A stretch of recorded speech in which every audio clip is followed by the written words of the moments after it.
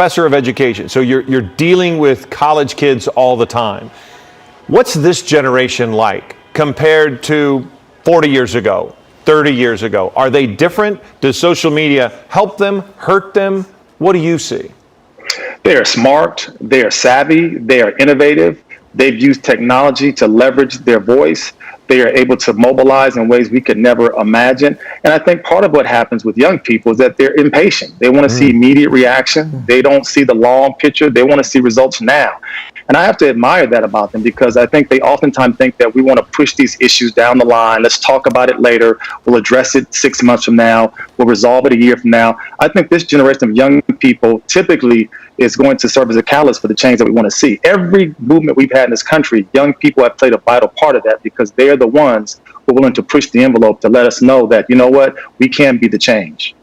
I agree with you. I see them with my own daughters, college-age girls and a little bit postgraduate. But I feel like they're more evolved than in the past. I feel like they know more, and they see the reality that, the color of your skin should not make a damn bit of difference. Pardon my damn. No, absolutely. But I think that's what they're pushing us to recognize, that they want us to form a human coalition, to understand that oppression to any group affects folks everywhere. It's not just about racial justice. It's about gender justice. It's about justice for all the other groups who are undocumented, folks who are suffering economic depravity. And so I think young people see that in different ways, and I have to admire them. They're smarter than us, whether we don't like to admit it or not. They're more resourceful than us, and they have a sense of urgency that you have to, applaud them for.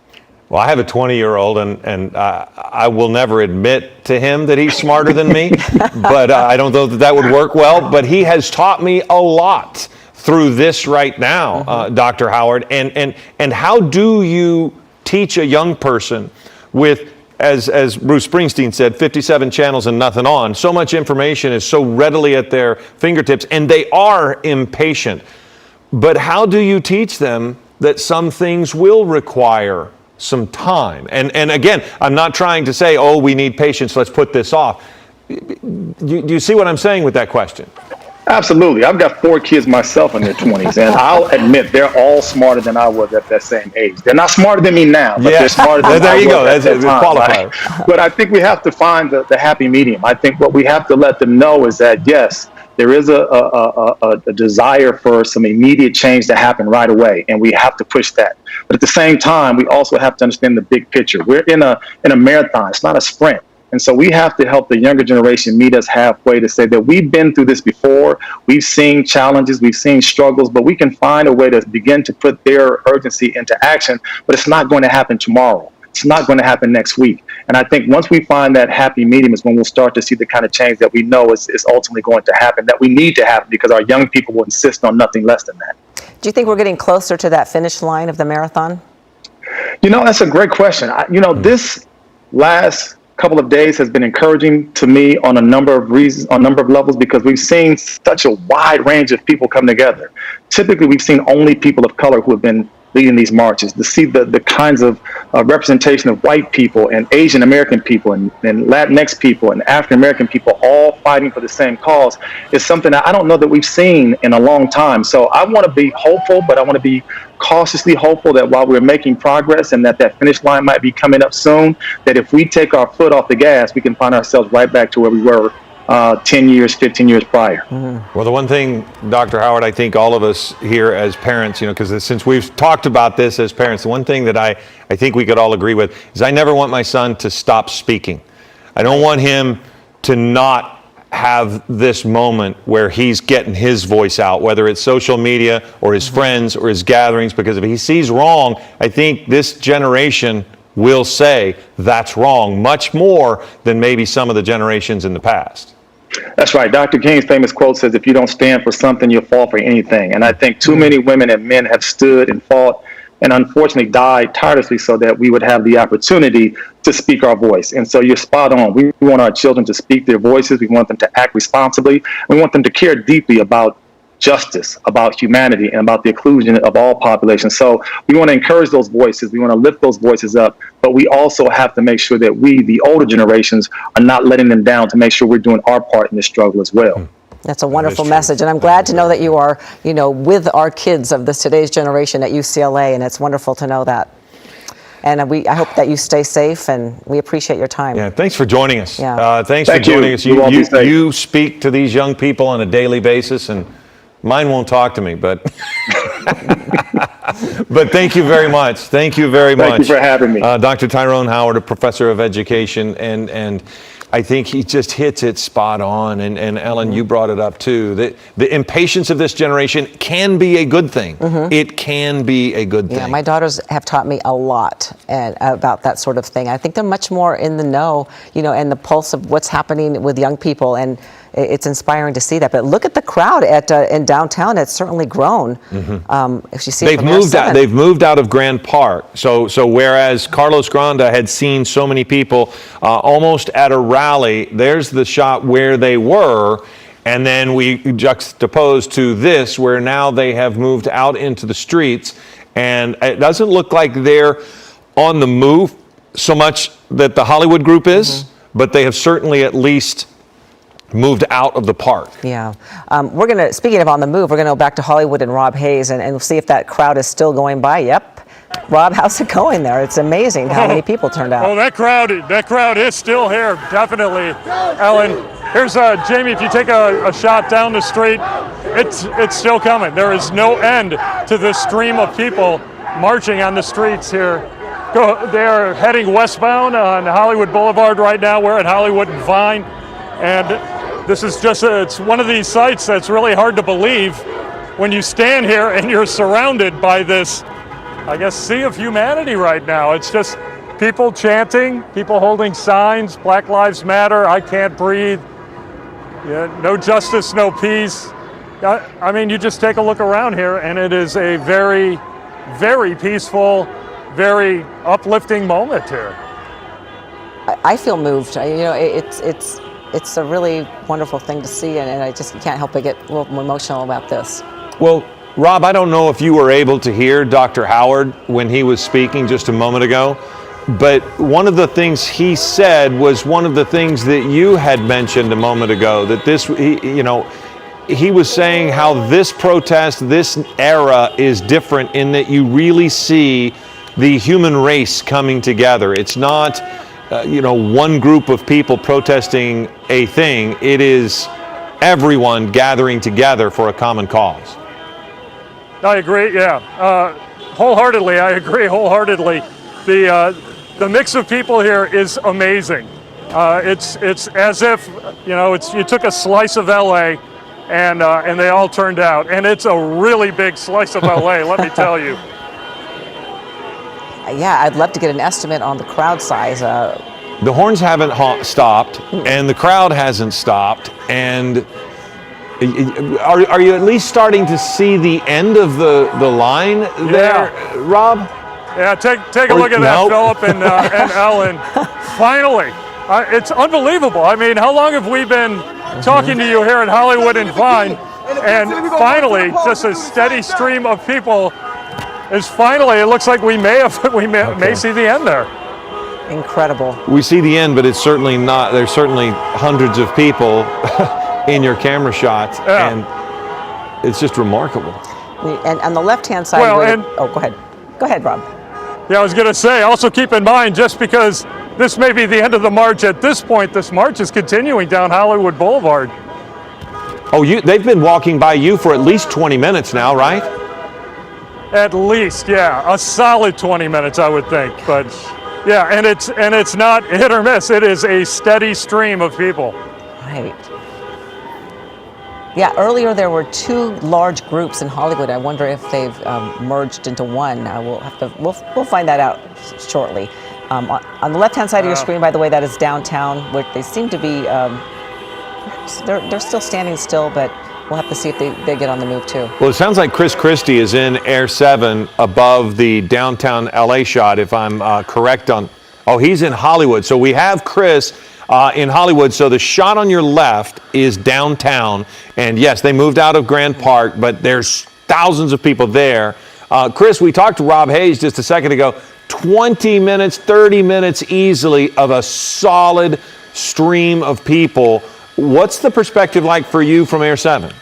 Okay, so this is shaping up to be really something that we have not seen in the last few days. First of all, the crowds are much larger. We're talking about 3,000 people in this shot here at a minimum, maybe 4. And this is going to be near Sunset Boulevard and Highland Avenue, where they are marching several city blocks long here through the city of Hollywood. Again, that's Sunset Boulevard on the right side of your screen. If we pan up to Hollywood Boulevard, there's a separate group of several thousand strong as well, and they are at Hollywood and Cahuenga. Both groups marching in this direction. Eventually, LAPD's goal, and they have actually had conversations with the organizers, is to converge these two groups over towards Wilcox at LAPD's Hollywood division. They have prepared at the station to receive these groups within a block of the station. They're not going to get right to the front door, but they are going to allow them to protest at one spot. As we get closer to curfew time,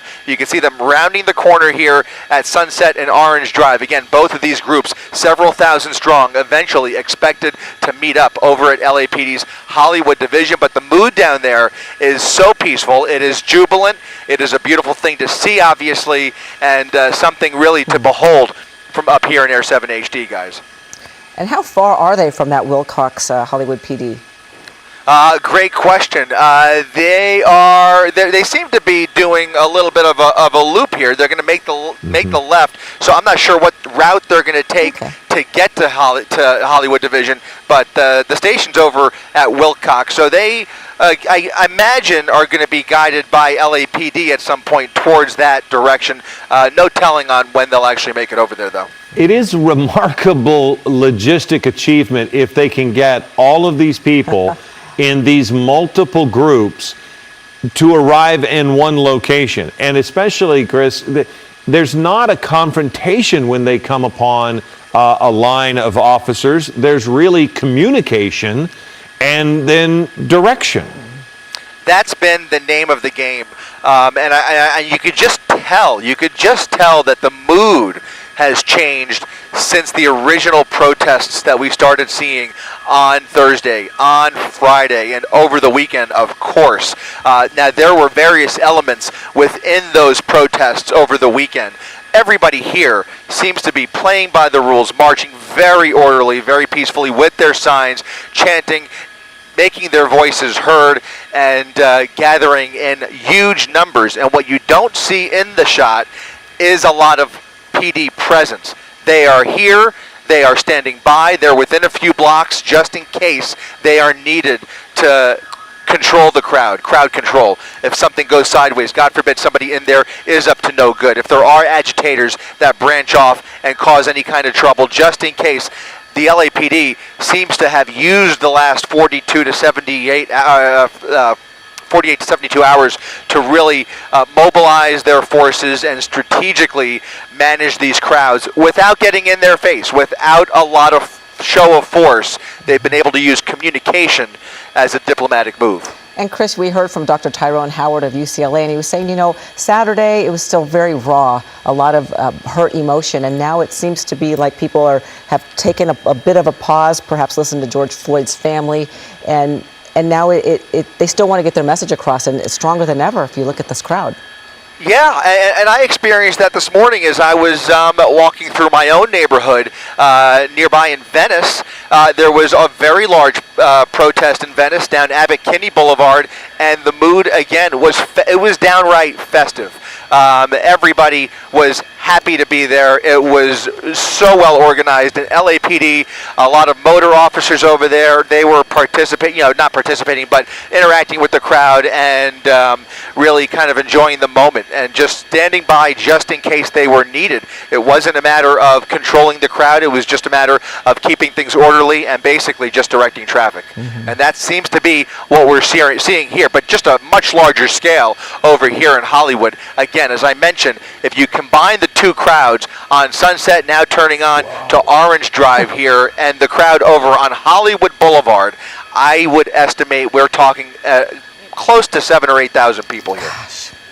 Well, there seem to be, I don't want to say a funnel of sorts, but are you starting to notice that people are gathering an idea as to where they're going? Because, I mean, we talked with, Carl Schmidt talked to somebody that she didn't know where she was going. She just wanted to be a part of it.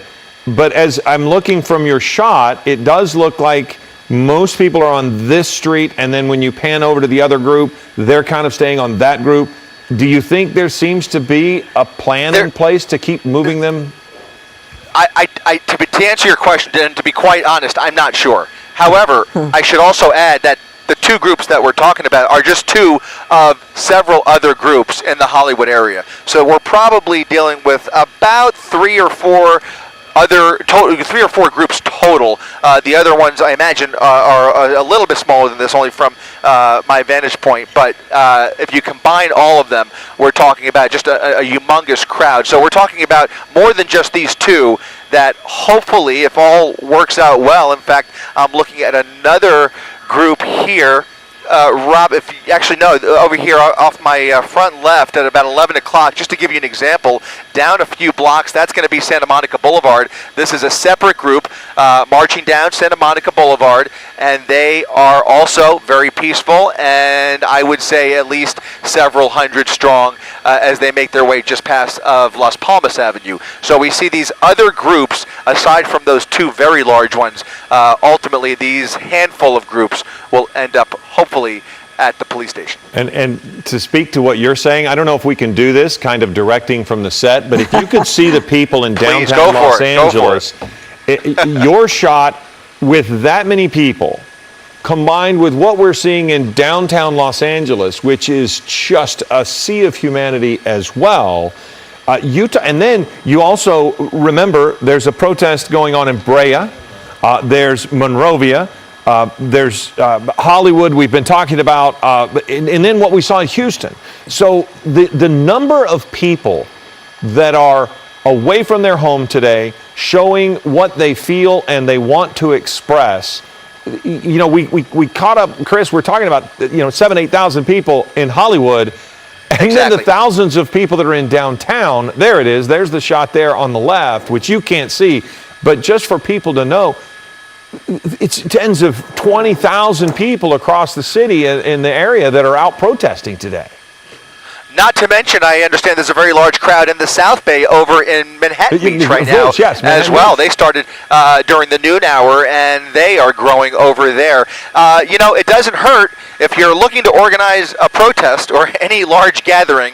It doesn't hurt that everybody's off of work. I mean, the city is There's no the traffic city's come issues to to a speak halt. of. We're in the middle of a pandemic. It's worth reminding people that the life has come to a halt in the last several months, and just when it was beginning to wake up and businesses were starting to open up, many businesses have now shut right back down as we deal with these curfews. As you walk through any of our neighborhoods here in the city of Los Angeles, many blocks are basically boarded up completely, and everybody's got the day off of work. So why not come out and make your voice heard? And that's what I think what we're seeing here. When you have so many people that have the free time, I think this is the result.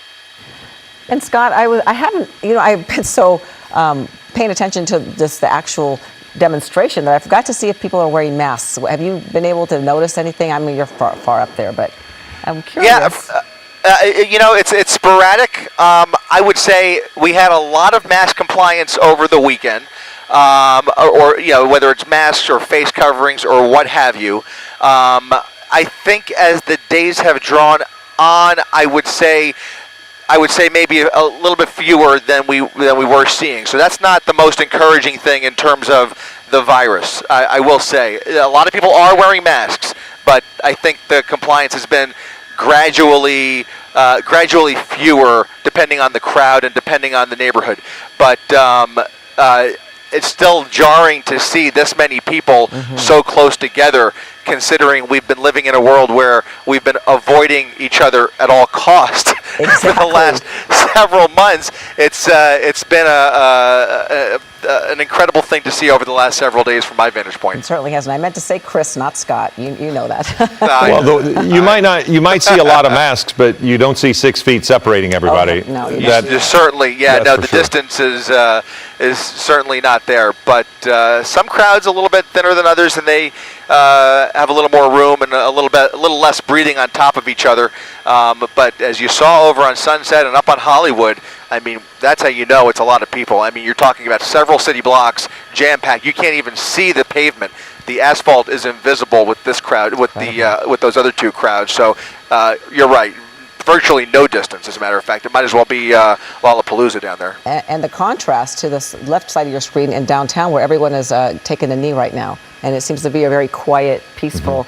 Well, they got up again. I had looked, turned around, and then they were up again. But well, I do. They're sitting down. Yeah, they're still either sitting or kneeling. Many of them right now. They're in the street, and it looks like maybe somebody fell off their bike and someone helped pick them up. They're on the Hollywood shot from Chris. So it's remarkable, and I hate to even have forgotten the Manhattan Beach protest, which we saw all of those people walking. So Chris brought that one up, and it is truly amazing. And in Orange County, with Tony Cabrera, we saw them in Brea. So there are patches of these protests all over the area. Inland Empire, I'm sure we haven't seen them yet, but likely they are there as well. And at this point, still not one single report of any arrests needing to be made, any damage to any property. And when you think of the remarkable size and the volume of people out today, I think it speaks to what Dr. Howard was saying, that people have had 5 days to start to decompress and understand why they're out there, and the anger element of it has been replaced to a degree with just an understanding of what they're trying to get out. The emotions are less raw, the emotions are still very real. And the change that has to happen. We're going to check with Tony Cabrera, because as you mentioned, down in Brea, another demonstration happening, and you've been talking to some pretty interesting people, Tony. I definitely have. It's been a really interesting experience out here in Brea, because we're on the corner of Brea and Birch. This is the major intersection in Brea. It's a small town here in Southern California in Orange County, but look across the street. Every corner has a number of people that are out here peacefully protesting. It is emotional. They are speaking the words that they want to get out there, and police, they do have a slight presence as compared to other protests. You can see at the movie theater across the way, there's a few officers there. There's on the outskirts. You're not going to see them in the middle of all of this. There was a really cool moment just a little bit ago when a huge semi-truck just came by and was honking his horn in support, and everybody cheered. And we're meeting a lot of people here, including Joseph. Joseph is a longtime resident of Brea. And you were talking to me about the Brea bubble. Can you describe that? So when you talk about the Brea bubble, at least in this city, we tend to be a more conservative city, but conservative doesn't mean we're not willing to listen to others' perspectives. So I think when this went out, people in the community were a little scared about what that means to, burst the Brea bubble, but that wasn't the case at all. People are here peacefully protesting. Now, I talked to a few people who said that they're surprised that a protest is happening in Brea instead of like some of the towns that are nearby it, because maybe is it that Brea bubble? Is the bubble bursting in this moment? I would say that at this moment, people are open and willing to listen to each other, right? Because I think in the end of this, we all got to listen and communicate to each other, and listening is the hardest thing, and I think this is what this community is crying for, is for listening ears. Yeah, it seems I've talked to a number of people with different opinions, but are here to just support each other despite maybe some differences that you might have? Absolutely. I think everybody's here in support of each other and understanding each other's perspectives and differences and keeping it peaceful, and I think that's what's most important. That's awesome. Thank you so much for chatting with me, but we see more and more cars throughout the intersection that are coming by and honking. And there's just a lot. It's growing. It started at 1 o'clock this afternoon, and so I'm going to talk with you. What is your name and where are you from? I'm Mia, and I'm from Brea. I'm actually from here, yeah. Okay. Graduated today. What's that? Graduated today. Graduating today. Yeah. Congratulations. Thank you. What does it mean then on special day of graduating to be out here on this corner right now? I'm just so blessed to be out here with people, to spread love and not hate, to end racism and racial discrimination, to bring equality, because I think that's what needs to be necessary here. And out of all lives matter, Black lives actually matter as well. Just because we're saying Black lives doesn't matter, we're not saying that other lives don't matter. We're saying Black lives matters because that's clearly what's the problem here. Innocent Black lives have been taken away from us, and we're here rooting for them. We want our to be heard. Let me talk to your dad. This is your dad, right? My dad. How proud of you, after hearing your daughter right now, are you? I am very proud. My son goes to Oregon. We had to have a talk with them today. We were going to figure out what to do today, and they were frustrated, arguing with us. So we said, you know what, let's do something about it. Well, that's why we're here. That's what brought us here. My son's a sophomore at Oregon. My daughter just graduated today. She's going to UCR. So, I mean, this is huge. This is huge. And like I'm said, I mean, we're at tears talking about what can we do. And we just so happened to walk out of our door because we've lived here 15 years, and they're down here at Dumb Bride. That's what brought us here. Well, there you go. Thank you so much. And hey, congratulations to you. Thanks for having me. Awesome. Thank you for having me. Yes. Well, there you go. Just a couple of people right here in Brea, the heart of Brea, and just from different areas of life showing their support. Back to you. Okay, Tony, thanks much. And it has been very interesting to hear some of the people. He's got a representation of kind of both sides. He's talked to several people who had a different opinion, but for the most part, everybody has been. And how about the high school graduate? What has that young person seen this year? Exactly. Think And about that. and she hasn't looked at it as what has been taken away. She looked at, I've got an opportunity to go out and make a difference. And this 2020 class is going to be something special. I think so too. Okay, we continue to watch now Chris Christie's shot there in Hollywood as the crowd continues to be on the move. And Chris, I'm going to be, these people tomorrow are going to be exhausted. They have walked, because they went one direction, turned around and came back another direction. They've been on the move since 11:30, 12 o'clock today. So people have been walking for 2.5, 3 hours now. Well, you could tell it's skewing younger because they are moving quick. I mean, when we joined you just a few minutes ago, they were up on Sunset. They've made their way down Orange all the way to Santa Monica. A couple of the groups that we were looking at have now actually already converged. So you're going to get a better sense for the amount of humanity down there in one spot as we go ahead and widen out. You're looking at the intersection of Orange Drive and Lexington. That's going to be Orange Drive up and down through the center of your screen. And as we widen out, you're going to bring Santa Monica Boulevard into the frame here near the bottom of your screen, and as we pan up, or tilt up I should say, just a little bit, you'll see Sunset, the crowd on Sunset. So the entire street from Sunset Boulevard to Santa Monica Boulevard completely packed. If you then take that east a little bit, there's a whole nother group that was coming down from Hollywood Boulevard. The speed at which they're marching is fairly impressive. They're fairly impressive. They're covering quite a bit of ground in a short amount of time. So to answer your question, yeah, they're going to be a little bit teetered out tomorrow for sure. Yeah, but it's been quite a sight to see that many people gathered and moving so quickly, and perhaps they do have that final destination where they want to all end up together, but that's going to be quite a scene. Yeah, a little bit of a bottleneck here, definitely some traffic disruption. But one thing we have seen, and some of these cars are certainly part of the protest. Other cars happen upon it occasionally, depending on which turn the crowd makes, but everybody's been very patient. And as we've seen over the last several days, most of these drivers are actually very supportive of what's going on. Most, not all, of course, but most. And we have not seen any major issues when it comes to interaction between the crowds and the cars themselves, and certainly you can see that here in this shot. But the amount of people down there is still really something. Well, and Chris, you call it no major issues, and it just struck me as you're saying it, and I'm watching the cars stuck in the intersection, just stuck there. How many times in the past have we seen a protest where some of those cars that suddenly got stuck there have bashed in windows or have people pulled from their cars? There's none of that. Yesterday we saw some bashed windows, not off the main street. You'd see a car that had been damaged, slightly or so. You haven't seen any of that, and that's remarkable, Chris, when you just watch people walk by a car and the car just sit there and let everybody walk by them.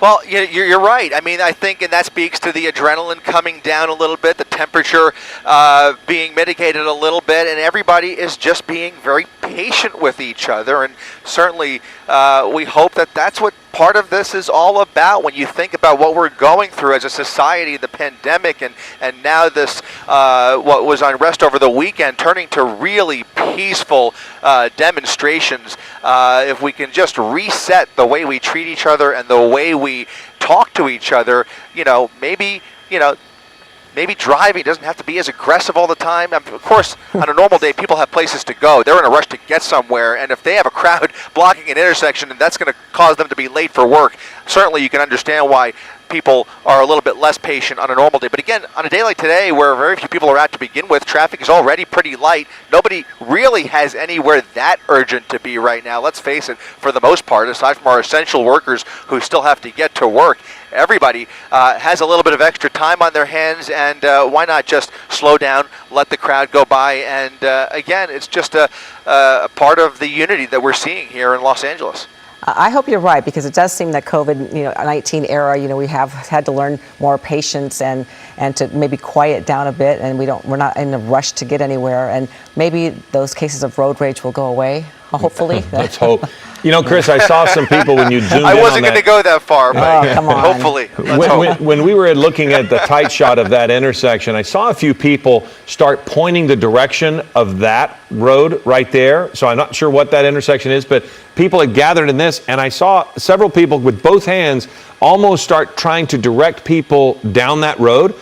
Are they now moving down a road as opposed to just making that block again? What is going that direction? Some of the crowd that was moving south on Orange has continued down to Santa Monica, and some of them have turned around. So there's a little bit of a concentration at that intersection there. We're pushing in on La Brea, just so you have an idea. That's the West Hollywood perimeter, and that is where LA County Sheriff's Department does have a line set up as folks move through Hollywood. I think they're trying to keep them in Hollywood and not venture into West Hollywood. You can imagine that the Sheriff's Department obviously working in cooperation with the LAPD to make sure this all goes off peacefully. But it does look like some of the crowd has actually turned around and meeting up with other groups within. And at this particular intersection here, we do seem to see a coalescence here of protesters, and some of these cars might be here for a few minutes for this crowd to move through. But certainly, as I mentioned, they're basically just sitting there very patient. And a lot of these cars are indeed part of the demonstration. So we don't see any problems yet. But certainly a lot of people that are moving in different directions. I don't see a lot of traffic direction. Or as much traffic direction as I would have expected to see. Earlier this morning, as I mentioned, I was in Venice, and LAPD was playing a little bit of a bigger part in traffic control and keeping the crowds away from the cars. Unless that's happening out of my purview here, I don't see it, but it could be. But unless that's happening out of my purview, I don't see a lot of traffic direction here. So the crowd does seem to be making up the route as they go along, kind of an ad hoc route, if you will. And we are actually moving away from Hollywood Division, from LAPD's Hollywood Division, which is where they ultimately will end up. That's over at Sunset and Wilcox, just south of Sunset. So eventually they'll be making their way there. Again, we only know that because LAPD has been in communication with several of these organizers, and hopefully as the curfew draws near, we will see that convergence begin. Okay. All right, well, Chris, we're going to break away real quick and go to Rob Hayes. Is that correct? And he has a development at his location. Rob? Yeah, Philip, we're at Hollywood and Vine right here, and just about 2 or 3 minutes ago, we just noticed a lot of people running through the intersection. I asked someone what's going on. He said something about shots being fired, but again, that's just from one of the people that was running by here. That doesn't really carry a whole lot of weight. But we're noticing now that, what was the march and the flow of the traffic here has stopped considerably. Just came to a stop, and probably about a block down west on Hollywood Boulevard. It looks like there's a group of people in the street no longer marching. And probably about a minute ago, I heard a pop. I don't know what it was. Could have been a firework. Could have been anything, but. I mean, that's what it sounds like right now. Things have kind of bottled up here, and we're just trying to get a feel for what's going on. It looks like the majority of that massive crowd has just gone past, and this is like the stragglers, a few at the end, perhaps? Well, the massive crowd, passed through and probably moved through this area it had to be about 15 or 20 minutes ago. And then it seemed like maybe the crowd was starting to cycle through again, or maybe it was just another separate part of the marchers. But yeah, from where we are right now, there isn't a whole lot we could see farther down Hollywood Boulevard, just that the marching had stopped in the middle of Hollywood Boulevard. But that's pretty much what we could see from here. Well, information and misinformation can spread like wildfire with an event this big. Exactly. That would be a remarkable turn of events that doesn't really match anything that we've seen if that happens. So let's cross our fingers, hope that is not the case, and we'll just continue to monitor things the way we see them. Rob Hayes had... Philip, I don't know if you want to take a look now. You'll see a large crowd of people running now. Sure do. We can see them coming in your direction. And then, of course, all of the people looking at them wondering what's going on as well. And this is when information becomes so scattered and you just don't know what's going on, because there are those, at least in past, that have tried to agitate. Yesterday, there was a man banging a skateboard in an attempt to just make a loud noise. There were fireworks being shot, large fireworks. Philip. And now you hear the sirens. Now we're seeing a large LAPD presence roll onto the scene here with the sirens blaring. There's 1, 2, 3, 4. You know, we're going to about 10 LAPD cars are rolling onto the scene now. We're going to try to get Chris Christie's, perhaps he can get an overhead shot for us. Oh, okay, well, maybe he'll make his way over to that area. We're going to find out what's happening there. Okay, and then now what they're going to do is, if this is something that has developed into a confrontation down the road from where we're looking, police will... We're seeing water bottles being thrown. Yeah, police will build a line, and all of those officers. This is exactly what we were talking about when Scott Reif was up. He was saying the footprint is so small, but they're there. Mm-hmm. They are in the neighborhood. They are close. And if there was vandalism, if there was any sort of looting down the street out of our view, they're going to come in and they'll surround that area and try to get control of that situation very quickly. There you see the officers on the ground there with those non-lethal. I guess there's a rubber bullet. Yeah, now they have the batons out. They'll have either pepper spray or rubber bullets. And Rob, you guys are going to need to be cautious and careful there in your location, because it is a difficult task for authorities as well when they're trying to clear an area with our crew sitting there. So we'll respect what you've got to do for your safety. But that's the first thing we've seen today, and it happened right in front of us, where there became a confrontation and some sort of agitation on that street. Scott, Rob, can you tell us again your intersection? You're Hollywood and Highland? Hollywood and Vine. Hollywood and Vine. So it's on Hollywood that's the problem. Set up right now. So it's down Hollywood? Absolutely, yeah.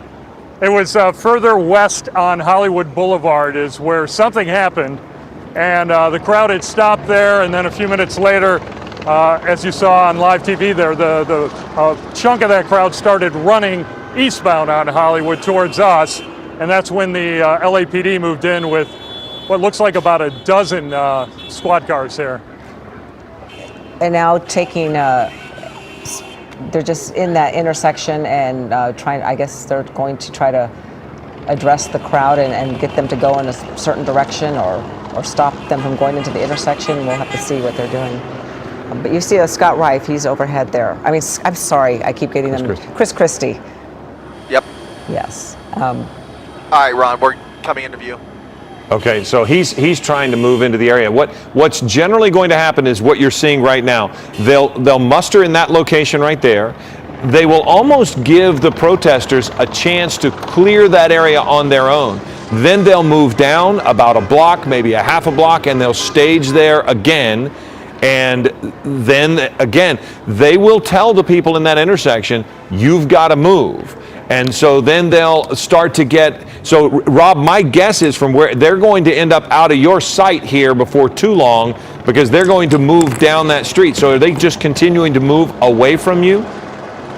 Yeah, they moved westbound down Hollywood Boulevard. They stopped about, now it looks like there's an even bigger LAPD presence at one street east of where we are. So 1 street west of Vine Street on Hollywood Boulevard. It looks like there's another pretty large presence of LAPD officers down that way. Let's go up to Chris Christie. I know that he said, I could hear him saying that he was just about to move into a position. So now he's in Air 7 HD, able to get a better idea of what's going on. Not a better idea. Rob watched it in person right there in front of him. But Chris, you're actually able to see more officers on the move. Yeah, it looks like LAPD is mobilizing. They seem to be forming a skirmish line or several skirmish lines at Ivar and Hollywood Boulevard, which I think is the intersection that Rob was talking about. You can see them facing actually north. If I'm not mistaken, they're facing north on Ivar Avenue. I'm not sure where Rob is. I know he mentioned that there was some bottle throwing possibly going on down there. If we come down on Hollywood Boulevard, I want to see where those people were. Were they on Hollywood or were they on Ivar? I'm trying to figure it out. I think he was a little bit over towards the west. There they go. Okay, so maybe they're turning them around, pushing them back on.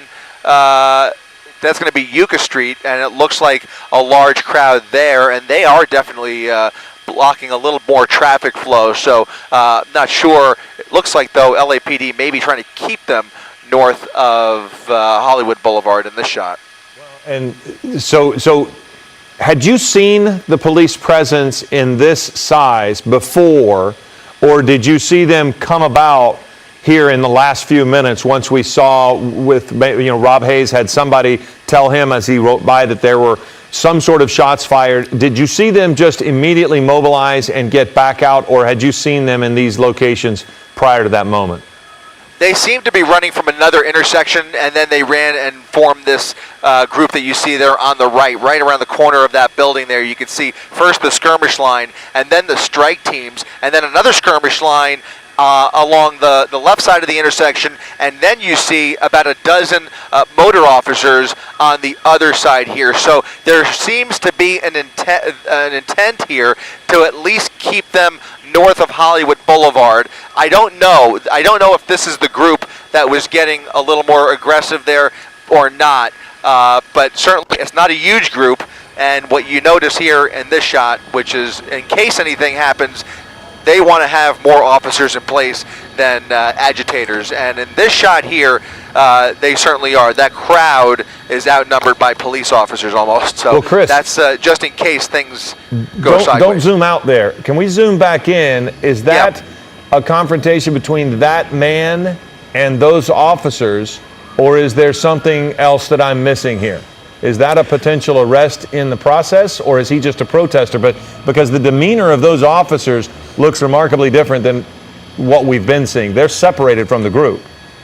Yeah, I don't think they're looking to agitate this crowd or begin declaring any kind of a roundup or anything like that. I think they're just kind of doing a little bit of crowd control and making sure things stay where they are. You don't want to see people running all through these city blocks. That's what happened yesterday.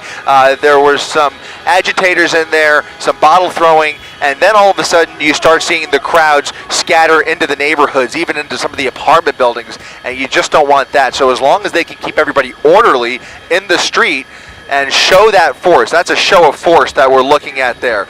The crowd sees that's their perimeter, that's where they want to stay north of, and hopefully they will cooperate with those officers. In the meantime, it looks like some of them are indeed turning around maybe and coming back north. So we're looking south, just to give you an idea, we're looking south on Ivar, and on the top part of your screen where those officers are, that's Hollywood Boulevard along the Walk of Fame. It's also the only opportunity law enforcement has to communicate with the protesters. So that too could have been what it is, where they just walked up and then and just told an individual, you can't come any closer than this location.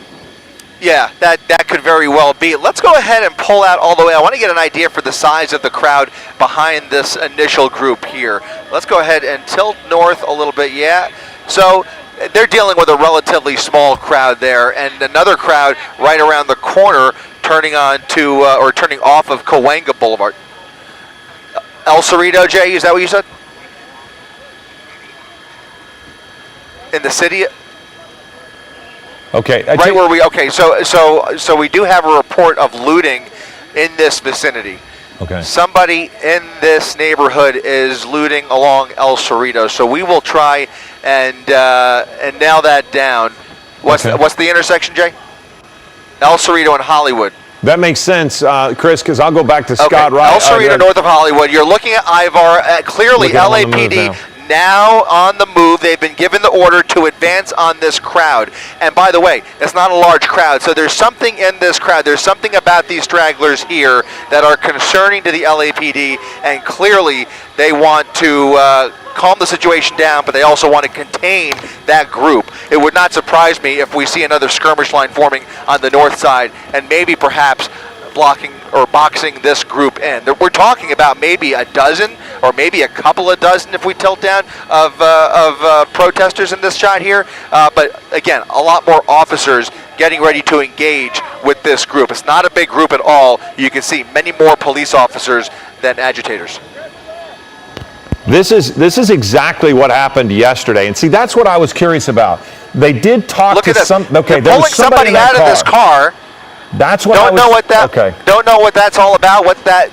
I believe it's a woman. What she did there, but they just reached in there, pulled her out for some reason. There's a passenger being ordered out of the vehicle now. She is. Looks like these two are going to be detained, and yeah, they just emptied out that pickup truck. Something clearly happened with the driver and passenger of this pickup truck. Chris, we're going to interrupt you and go to Rob Hayes. Rob, is that tear gas we're seeing being used in that neighborhood? I don't believe it's tear gas. It looks like it's just some sort of pink firework that was a smoke bomb. It was thrown into the crowd here. The officers here have taken control of this intersection. They had shut down the intersection, and someone was setting off fireworks, and then there was that pink smoke bomb that someone threw right in the middle of the officers here. We're moving down. We are now moving eastbound on Hollywood Boulevard. They're trying to clear out some of the protesters to make some room here.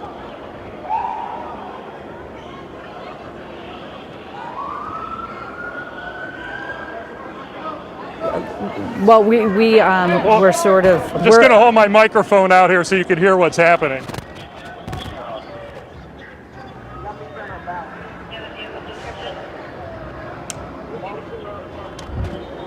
Looks like they just kind of expanded their area here that they've closed down about half a block now east of Vine on Hollywood Boulevard.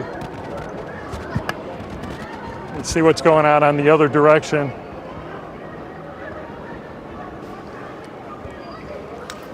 Well, I think we could go to Chris Christie in Air 7 HD. He is over the scene there and perhaps has a better vantage point. Ellen, we've moved over about a half mile from that location over towards La Brea and Hollywood, and it looks like there may be a report of looting on El Cerrito, just north of Hollywood. This is Rob. This is actually La Brea, so El Cerrito is going to be over towards the right. That's that, yeah, right there in the center. Looks like something, maybe tilt up a little bit. Is there any businesses behind that over to the left? Left behind that WeWork building? It looks like an empty street, but maybe the back of some of these businesses might have been penetrated. We're getting reports of looting. The report came in, Philip and Ellen, of some possible looting on El Cerrito, just north of Hollywood Boulevard. So you can see the LAPD airship now circling over this intersection. And if you notice, that El Cerrito place is just a block off of La Brea, where you've got hundreds and hundreds, if not thousands, of protesters moving through. And that is, if indeed that the looting reports are true, that is one of the patterns that we've seen over the last few days. The looters, who are bad actors, and typically, from my experience over the last several days, have nothing to do with the protesters. They drive in from other parts and integrate themselves, infiltrate the protest, and then when police are distracted, they kind of venture off into nearby businesses and try and break in.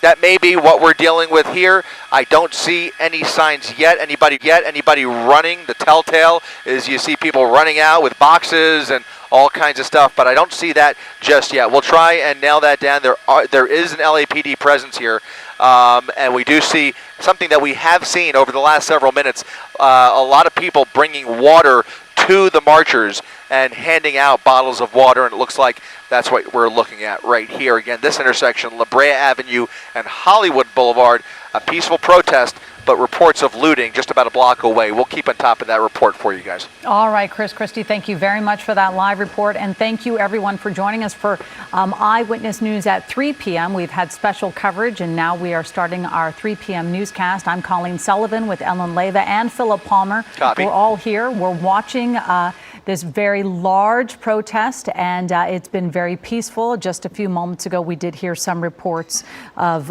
some looting in El Cerrito, just north of Hollywood. But let's go to Eyewitness News reporter Rob Hayes. You're on the ground right there, Rob.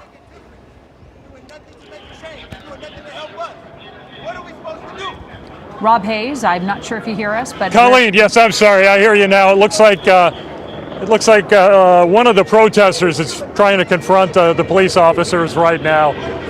They've shut down this stretch of Hollywood Boulevard near Vine, and most of the protesters have stayed back. They're holding their signs, but the one gentleman came up. He's backed off now. Now they are chanting here in the street. Things have cooled off considerably from just a few minutes ago when police cars are streaming through here. There was a smoke bomb that was thrown in the middle of the police group that had formed here.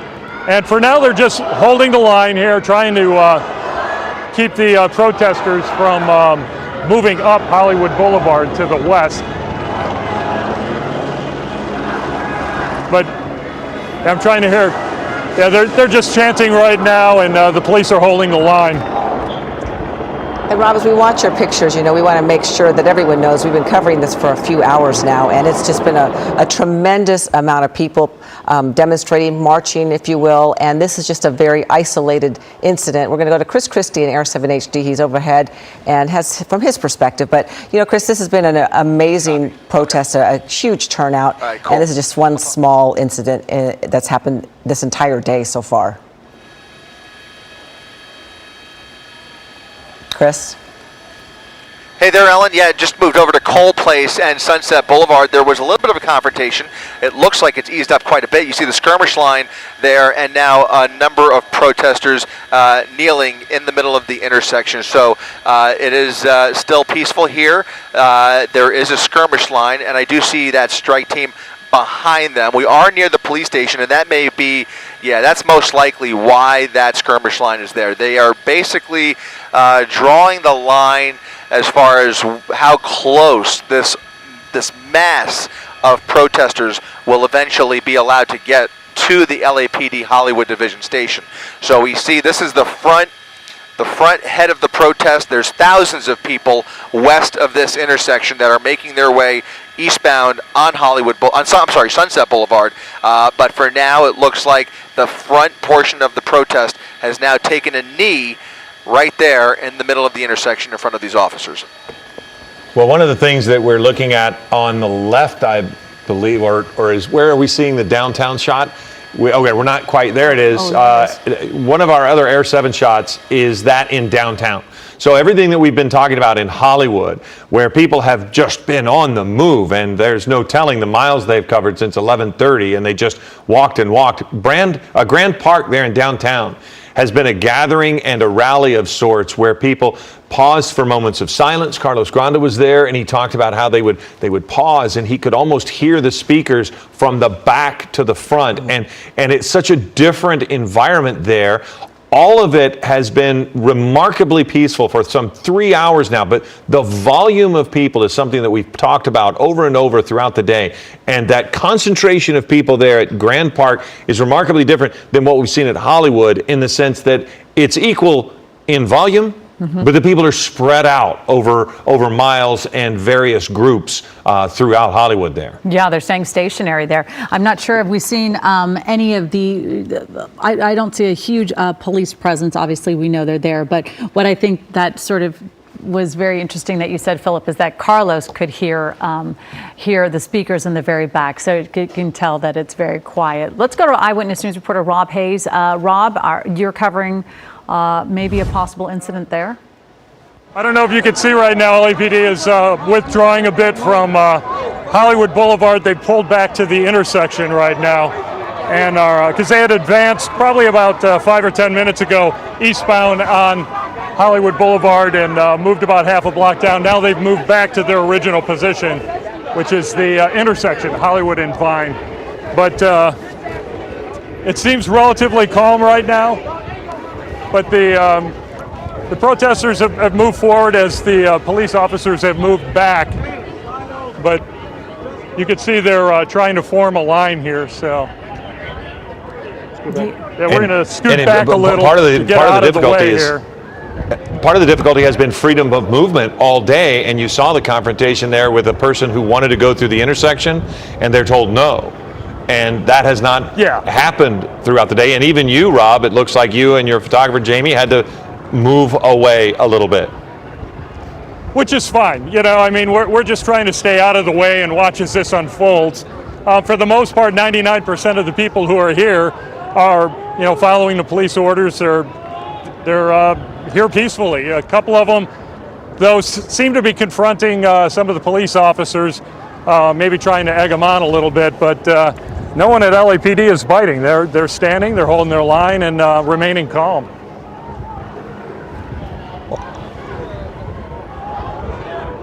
I think you were wanting to go to this Sky Map 7, which is the shot there on the right, and that allows us to see a different location than where Rob is. It's sunset in Cahuenga, and you could see some of the people lying in the street, it looked like. I think that's Chris Christie's shot, yeah. Just a moment ago, they were lying in the street and just doing like a peaceful demonstration there. Now they're on the move again. And these two large crowds eventually will converge. That's the plan, apparently, but we don't know for sure. This is actually the group, Ellen, that was actually kneeling a block away. They were kneeling. There was a skirmish line. They were very peaceful in the intersection. Then they got up and they continued the march eastbound on Sunset. That is putting them right in front of the CNN building, where they are, looks like they're making a right actually on Cahuenga Boulevard. So the march has continued on.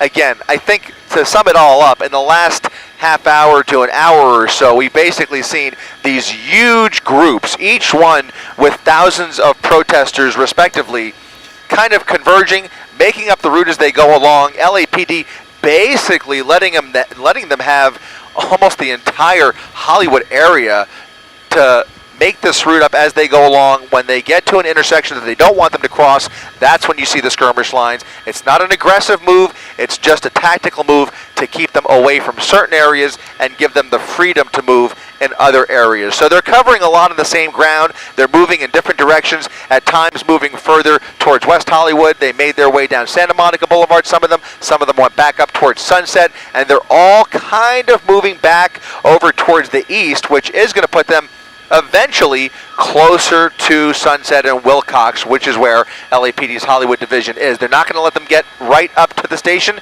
They're going to keep them back quite a bit, but they're going to allow them to continue the protest as we get closer to curfew right near Hollywood division. Yeah, just a little under 3 hours left of the curfew.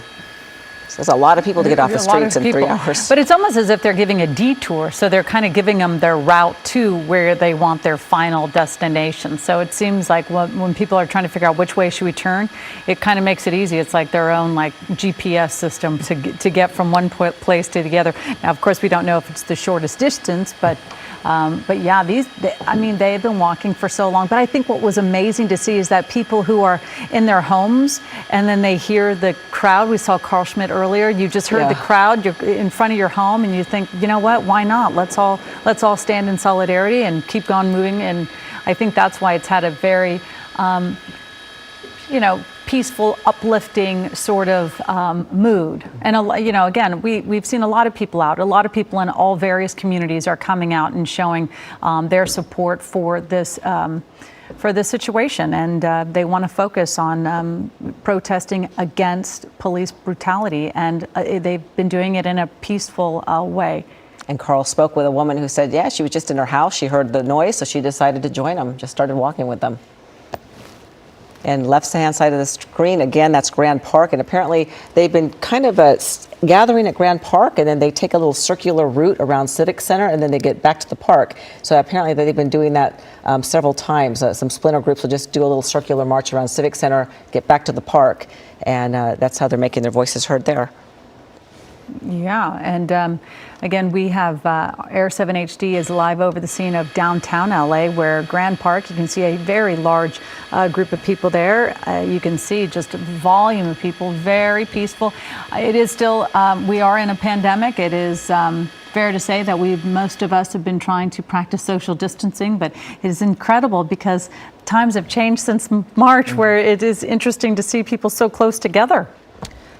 I'm not sure if you guys can see, I don't know if we can get the shot up from Rob Hayes' camera, and you see an officer and a woman talking, and at one moment, it's a pleasant, she started smiling, and clearly he's trying to communicate to her, but you know, there are so many people out there who are just trying to get information in many cases. Where can we walk? We've talked about, they've been walking for 3.5 hours or so, but they don't know where to go, and this is the communication that you hope for. I think Rob might be ready to say something. What are you hearing, Rob? Check this out. I mean, now this is just a good example of the protesters and LAPD working together here, and you saw the one woman, she seemed to be an organizer with the protest. She was talking with one of the commanders on the scene here. They were talking, they were laughing, they were having a good conversation, and they're trying to keep things peaceful. And yeah, I'm gonna. All right, she's asking someone in the crowd is playing really loud music, and she's asking them to turn that down. But you could tell the protesters and LAPD here are just trying to diffuse this situation that suddenly sprung up among hours of very peaceful protests with tens of thousands of people. Probably about a half hour ago, something just went south, something small, and it seemed like LAPD capped it off pretty quickly, and now they're trying to work together to try and make this work, it sounds like. Yeah, it appears like she is the leader of this particular segment of the group, and maybe they're trying to figure out what street they're going to go to next. If we could hear her, perhaps. Yeah, I hear her saying, if you're not good with this, go home. She's cute. She's put her arm around him and said, oh, sorry. That's adorable. But that has been the mood for the last couple of days. And again, it's changed since the weekend. Oh, Rob's got his microphone here. Somehow we got separated? Cool, we're going to be able to get back together. However, Officer Figueroa and I have agreed that we're not with the bullshit today. We with the shits today, that equal rights. We love shits today. Okay, live television will say that basically they've told them they can get together, but they have to maintain. Here's the editing. You can get together, but you have to behave. They're not going to put up with certain things today. And we apologize if you hear some offensive language or see a sign, but that's just the nature of this breaking news. But she's definitely rallying the crowd. And they respect her. She says, turn that music down, and they turned it down. And one at a time. He's letting us get together. One at a time. It's very clear. Yes. They're going to let the group get back together, but they're going to do it one at a time. Okay. Well, and we have seen another element. You see great cooperation there. We've also seen, you saw our live camera down in Hollywood. Look at them. I love that. There you go. They made friends. Yeah, she's great. You saw National Guard troops outside the Kodak Theater. Oh, wait. Oh, we'd love to hear My that. name is Five, so that's even more better. Even more Tell better. me your I can't believe we message. just What were said you that. just telling the people? Oh, we got to get out of the way. Oh, where'd she go? So we have to get out of the way, she says. We have A little hectic here. Yes, all right. It's power in numbers today. We want unity today. Somehow together. Officer Figueroa Carlos said we could stand right here. So, power in numbers is what it is for today. We got separated with their tactics. I understand that. I don't want that. We don't want to do anything that's not peaceful. We've been peaceful all day. And if you think about it, literally no one's been getting hurt in these riots. We're fucking up white man's money. You can bleep that out if you want to. That's on you. Okay, that's on you. We're not touching each other. We're loving each other. And that's a problem for some people, but not us today. And they're going to let us be together. Look it. Carlos did it. Carlos did it. Let's step on it. All right. All right, big fan of Carlos there. So. Well, sorry about that, Rob. Yeah, sorry about the language, but she has a really good message that she's trying to pass along right here, and that is they want their peaceful march, and they've been doing really well. LAPD is working with them right now, and it's just a matter of trying to logistically make this work. If you take a look off to the right here, you can see some of the crowd that was cut off from the main march is now, calmly and not one by one, but at least working along the sidewalk here and meeting back up with the main crowd. So LAPD is trying to make this work, and it sounds like the protesters are doing the same. It seems like the law enforcement is facilitating the march, and helping them out and trying to get them, to stay cohesive and organized. And so it's been good to see that today. Yeah, and also, I think we saw yesterday with Chief Michael Moore, he said, they are trying to change their practices. They're trying to work with the community, and everyone is trying to, they want to make change. So, and they said they have been implementing lots of different protocols to implement it within the department. We're looking at the shot there on your left is a National Guard, a couple of National Guardsmen talking with some protesters, and some of the protesters are being a little confrontational. I believe that's Chris Christie's camera. And Chris, we saw on Sunset National Guard troops outside the Kodak Theater, and now we're seeing a couple of more here. What are you seeing as far as their role in this at this point? This appears to be a pretty friendly interaction, I believe. We were looking here over at Sunset and Vine, which is where they were kind of staging. This is on the other side. They seem to be so that's the east side of the Cinerama, the ArcLight Cinemas here in Hollywood, and then you're looking at the west side as we tilt down, where they appear to be having a conversation with some of the protesters. Obviously, very unclear what's going on down there, what they're saying. Looks fairly friendly, but maybe a little bit of animation. Just hard to tell sometimes from this high up, but you can see some clapping. That's always a good sign.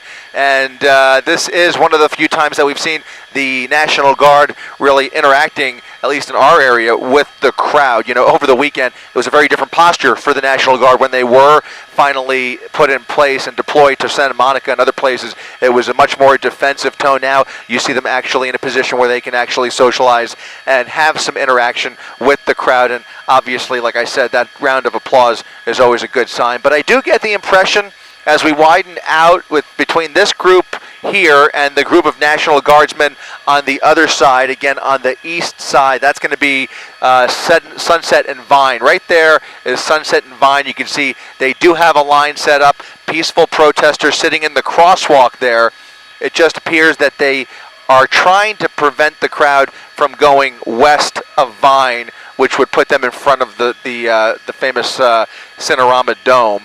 You can see somebody standing on a car there taking pictures. What's interesting about this shot, car traffic is getting through here, albeit with some disruption, but for the most part, the crowd seems to be intentionally trying to stay out of the way of traffic. In fact, a little while ago, almost the entire group that you see there was practically on the sidewalk. Now there's a little more volume on the intersection, and here once again comes another group that we were talking about earlier. They appear to be meeting up with this group here. This is all happening on Vine Street that you're looking at in this shot, guys. Yeah, there are several different groups that are all trying to link up together today in this very large show of unity. I know we heard in Rob Hayes' live report, she was saying we want unity and we want it in powers and numbers, and they want to stay peaceful. Let's go to another very large gathering in downtown LA. That is where Carlos Granda is. Carlos? Well, we're outside of City Hall. We're in Grand Park, and you can see the crowd of people behind me. Now, the crowd has not been static. They were here, then they moved and started marching through downtown Los Angeles, ended up here again. Then they all moved to the LAPD headquarters. They were there for a while, and then they moved back here. So, again, it's thousands of people. You can see it out there. And I cannot stress enough, very peaceful. There have been no problems that we can see here. They're giving their message. They're on the steps of City Hall, and you can see in the background LAPD protecting City Hall, putting barricades up. But again, the people here just want to give their message. They want to tell the world what they're feeling, and that is it. So far, we have not seen any problems, any kind of violence or anything like that. It's been a very quiet day here in downtown Los Angeles. So it's been a positive message. And I'm trying to see if I can speak to someone. Sir, can I ask you a quick question? We're live on TV right now, Channel 7. How you doing? Why did you want to come here? What are your thoughts? Well, I was debating coming here, but I know that I have a part to play in this big scheme, and I really want to see change, so that's why I'm basically here. I hope to see police brutality decrease. I hope to see racism abolished, and it's just sad that we had to come to this, but this is America, and this is how we make change. So thank you for giving me an opportunity to speak, man. It's been a very positive day. I have not seen any violence. It's been peaceful. I mean, this is the message that you and others want to give. Yes, of course. I wanted to witness myself instead of just looking on social media and media outlets to see if it is peaceful or if I would witness a riot. But all I'm seeing is people cheering, being together. It's just unity, and we're all standing for one thing. I just hope we get more organized to really get the change and pull through on this. I guess you had seen on social media the people that are not part of this, the looters, and was that something that was a concern to you? Yeah, it was a real concern. I was willing to come out here and do my part to stop people looting, to refrain for that narrative, you know? It's really important that we keep it peaceful because the numbers is what we need. So if we have people afraid to come out here and protest, that is the opposite of what we're trying to accomplish here, you know? So I was one of those guys that were afraid, but now I'm not afraid, and I should be coming here more days now. Yeah. Thank you so much. It's a very positive. What's your name, sir? My name is Kashif. And your last name? I'm not going to give my last name. Thank you. Thank you so much. Thank you. Appreciate it. Very kind. So you can see that is the message that people here are trying to give. You heard him say he was concerned coming here. He had seen what had happened over the weekend, Monday, in some places. Again, some people that were taking advantage of the situation to loot or to possibly cause trouble. But again, as we're seeing here, very peaceful. He came here because he wanted to see it for himself, and he saw it, and he sees that it's peaceful. But again, yes, some of the things that had been happening were concerning to him. I'm sure concerning to many others. Maybe that's why the crowds are so big today, because they finally said, look, I want to get out there. I want to see if this is really what's happening. I want to see what's happening. And they do want to come out to see that it is peaceful. And that is the message that everyone here apparently is trying to say today. Back to you guys. What a wonderful message. Carlos, thank you. And I like that elbow bump. Yeah. That was great. Let's go back to Chris Christie. He's been over the Hollywood scene where so many people are gathered. And that's a new sign. We haven't seen that one earlier. Yeah, this is two of those groups now converging and growing rapidly, actually, at Vine Street and Sunset Boulevard. This is where the National Guard is keeping the crowd just to the east of Vine, and that crowd is clearly growing. As you mentioned, Colleen, I think that is certainly true. A lot of people are seeing what's going on and coming out, especially people that live in the neighborhood here, joining in. It's got a viral effect, especially when these start to take on more of a festive atmosphere. It's almost like a parade at some point. So you think about the parades that we've missed in the last few months because of the coronavirus. Well, this is kind of reminding me of that at times, especially when we see these really large groups in caravans of cars moving through the streets here in unison. You heard that gentleman talking about the feeling of unity down there. It certainly seems to be present from my view up here. We are seeing so many people, such a large volume of people, and so many different groups of them across the Hollywood area and across the city of Los Angeles this afternoon. And in this case, a big group right here. We're even seeing it online. You know, we're seeing that virtual Blackout Tuesday that's taking place on social media, on Facebook and on Instagram. everybody showing unity and solidarity by posting the black images, the solid black images on their Instagram feed, and kind of taking a day off from posting to take a moment and unite with one another and think about the reason that everybody's coming together today and observing the conversation that we are all about to have. This is going to spark so many conversations that I think it's hard to wrap your head around the things that could be in store, the change that could be in store that this has triggered. We don't know yet what that change is going to be, what it's going to look like, but it's almost impossible to imagine a nation going through a moment like this without significant change. Think of George Floyd's family and how they're seeing this in Los Angeles. Houston is like 20,000 strong right now in his hometown, and in Paris, France, I just saw that there's thousands of people in Paris, France right now paying homage to George Floyd and then somebody who died in French police custody in 2016.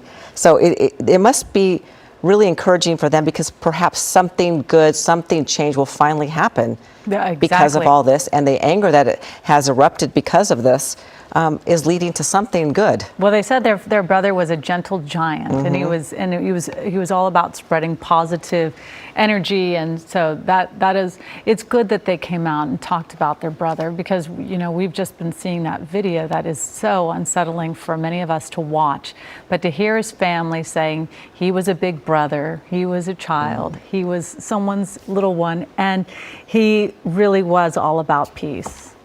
It's good to see people getting out and just showing that they want to see change. All right, and we're going to continue. We have our reporters out everywhere. Let's go to Sid Garcia. Sid, you're in Monrovia at another peaceful protest. We've got a couple hundred people out here. This started about an hour ago. Let me step out of the way here. You've got a couple hundred people here in O-Town, Monrovia. And the goal here is to protest, and they're doing it peacefully. They've marched up and down Myrtle Avenue, and we had a chance to talk to some of the organizers, including a concerned business owner. Here's the deal.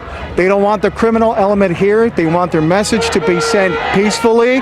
They're loud, they're peaceful, they're organized. Take a listen.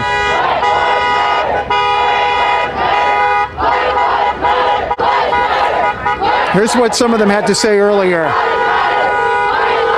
We need to do this out here today because I live out here and it's not, how do you say, aware. People are not aware of what's going on, and they are, but they don't see it as it could be peaceful, and we have done it peacefully, and we could continue to be peaceful and bring awareness of Black Lives Do Matter. This has always been a peaceful town.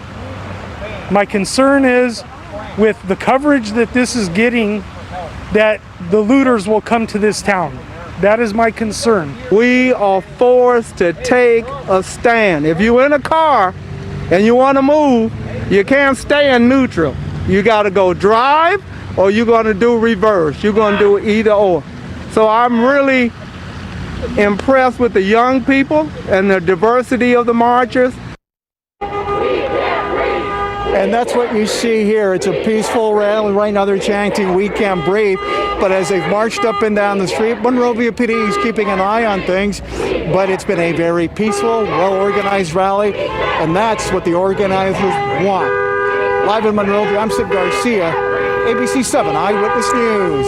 Okay, Sid, thank you very much. Right now we're going to go back to Air 7. Chris Christie over the scene in Hollywood. Chris. Yeah, Sunset and Argyle now as this very large group, upwards of a couple thousand between Argyle and Points West, where they are kind of interacting with traffic. It's causing a little bit of disruption because there was a bunch of cars going in the westbound direction, and there was just no way they were going to get through. So we saw a few cars actually making U-turns through the crowd, which is always concerning. Anytime you see the crowd getting too close to the traffic, it just it grabs your attention because you don't want to see any accidents. So fortunately, it looks like they've been managing to stay a little bit closer to the right, let that traffic get through there, and the march continues now westbound on Sunset for this particular group. Again, if you're joining us, we're talking about several groups scattered throughout the Hollywood area, several thousand strong, each of them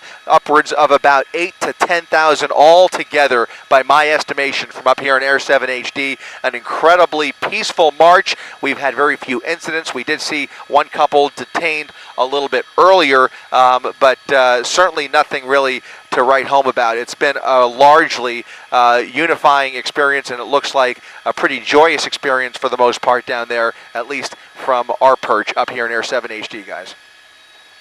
It does seem very, a lot of people are looking like they're having fun out there, of course, for a very big cause. As we approach 3:30 p.m. with two major demonstrations happening right now in Hollywood and in downtown Los Angeles, we are going to stay on the air. World News Tonight will air on channel 7.2. All right, now we're going to go to Eyewitness News reporter Rob Hayes. Rob, you are live in Hollywood, where you are in with a sea of protesters right there. Yeah, Hollywood and Vine right now, very calm. Big change from, say, 45 minutes ago when things got a little heated. But you can see this is a woman we spoke with live on air a short time ago. She's now on someone's back, communicating to the crowd as well. I'm going to walk up and see if I can hear what she's saying. I need bail and jail. So please chill. They're going to move. They're gonna move, and then we're gonna move. All right, well, We got shot at because they got 3 young, unarmed black men in the alley. So we were peacefully protesting. We walked to the alley like, hey, what's going on? The officer said, we think they're looting, and then they started shooting into our fucking crowd. Nope. We were peacefully protesting. They apprehended 3 Oops, sorry. Poor Rob. You know, Rob, it's not on you. We know it, live television. Sorry about some of that language that we heard, but always. You know what? It does show the raw emotion. We've talked about the peaceful nature, and we tried to use this and make this line earlier. It's better to say nonviolent because there are still emotions. There is still very real, raw anger. Even as it has pulled back from its earliest stages, people are beginning, as Dr. Howard talked about earlier, to process what they want to accomplish, what they want to see. And that's what law enforcement is dealing with. They are very upfront about their feelings, and it's been remarkable on both sides, the restraint being shown, that they're able to let those emotions out, and it doesn't lead to anything else. Yeah. Yeah. Let's go up to Air 7 HD. Chris Christie is there. And Chris, sometimes you're able to see a better picture, but you're not able to feel the emotion that is down there on the ground. You know, it's interesting. There's kind of a spectrum of emotion, and you can tell just based on the body language. You can have one block and one group having a confrontation with police and a lot of screaming and chanting, and it looks a little more, a little more animated. And then a block away, you might see somebody with music playing and people taking on more of a dancing feel in the middle of the intersection. And then you have another intersection where you have almost looks like, I can't speak from up here, but you have everybody kneeling in the middle, and it looks so quiet, at least from up here, it almost looks like a moment of silence at times, where they're just respecting the law enforcement that's blocking the intersection, and they just take a knee and let their voices be heard. They have signs that, again, it's a spectrum of messages, a spectrum of emotion, and you can kind of grasp it a little bit. Of course, it's nothing like being down there in the middle of it all, but when you get that bird's eye view and you see the different profiles of different groups of demonstrators, it's kind of interesting. It really does span the gamut. Absolutely, Chris. You're absolutely right. We are going to go to one of our other Eyewitness News reporters, Tony Cabrera. Tony, you are in Brea. How's everything where you are? I can't breathe! Colleen, the Brea protest has moved a couple blocks down. We're now at Imperial and Brea Boulevard. They have moved away from that main intersection that they were at, and they marched down Imperial towards Brea Mall, and then flipped a U-turn, came back this way. And They're on each corner of the intersection, and I want to grab these women here who are from Brea. Tell me about the emotions going through you right now. I just can't believe the community right now. Everyone's coming together for such a big movement, and I'm at loss for words.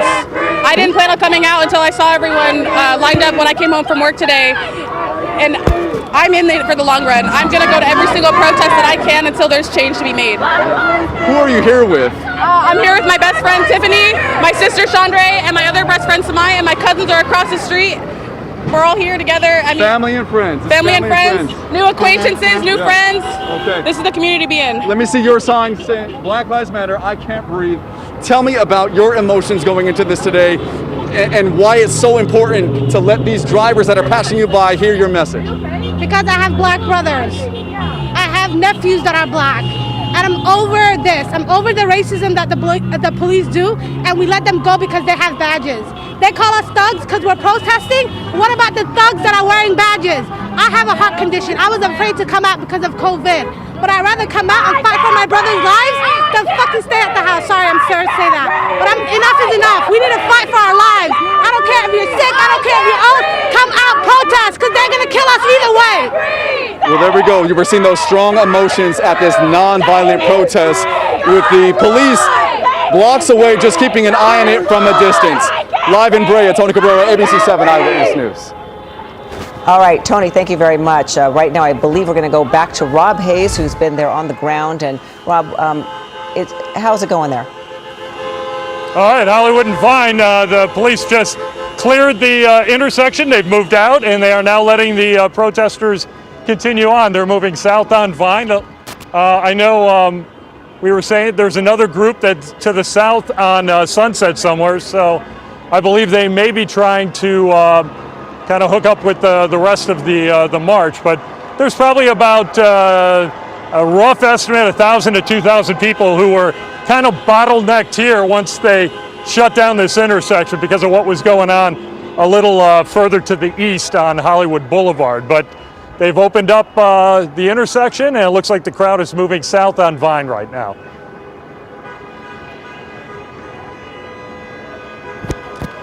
All right, Rob, sorry, we're all switching out our microphones up here on the desk. So it still looks very peaceful where you are. They're sort of, is it one group that's now converging with another, or is it still the same one trying to get together? I kind of get the feeling that this group got cut off from the larger group. Somehow they may have been lagging, and then when all this whatever happened down the street happened and this got shut down, they kind of bottlenecked up here. But they are moving peacefully. As we've been watching all afternoon, most of the crowd here has been very peaceful. In fact, they had one of the protest organizers was working with LAPD to make this happen. All right, Rob, thank you very much for that. We're going to go up to Air 7 HD. We're going to go back to Chris Christie. You're live overhead, Chris. Obviously, it's going to be quiet in the helicopter, but a lot of people, you're on something else.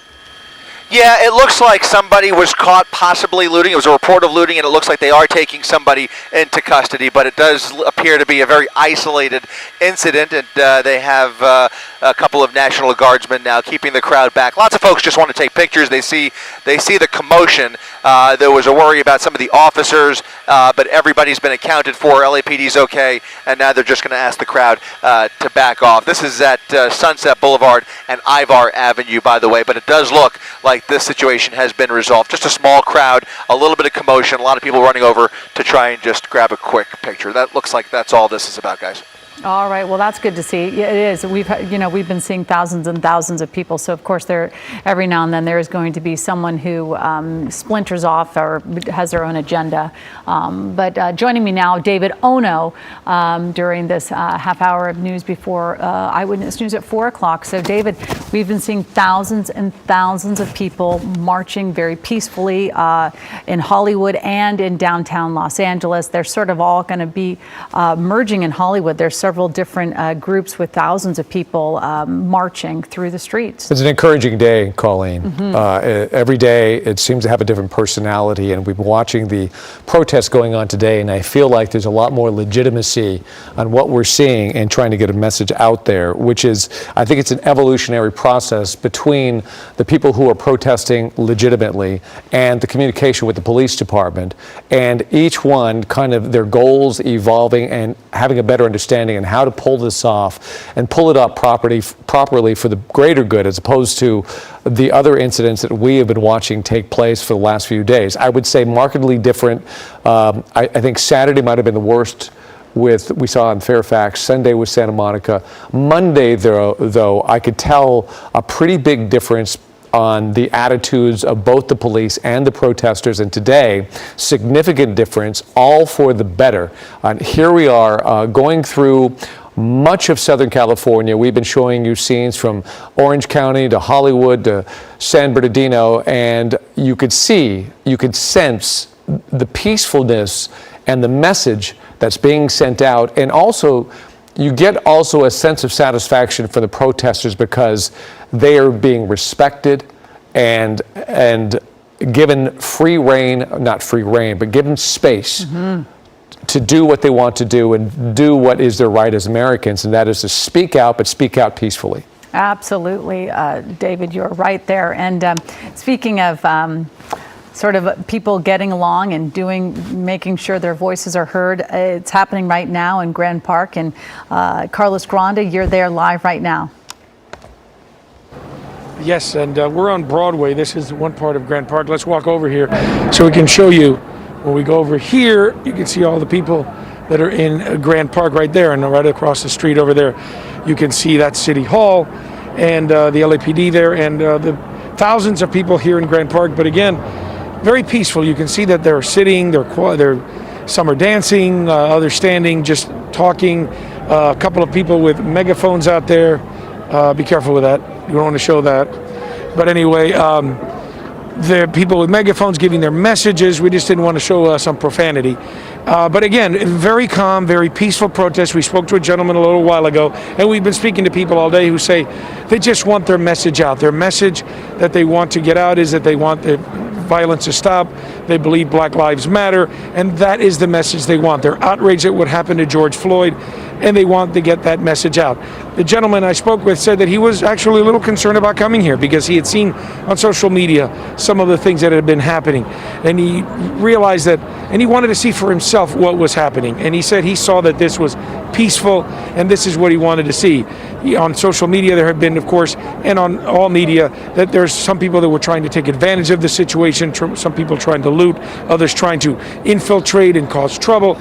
But that's not what we're seeing here today in Grand Park. What we're seeing here is a very calm, peaceful protest. They've been here at City Hall for a while. They moved over to LAPD, which is just across the street, and then they moved back here. And this is what they've been doing throughout the day, just sitting here, making their message known to people in City Hall, to the LAPD, that they want things to change. But again, a very positive, peaceful message today. Reporting live, I'm Carlos Granda. Back to you.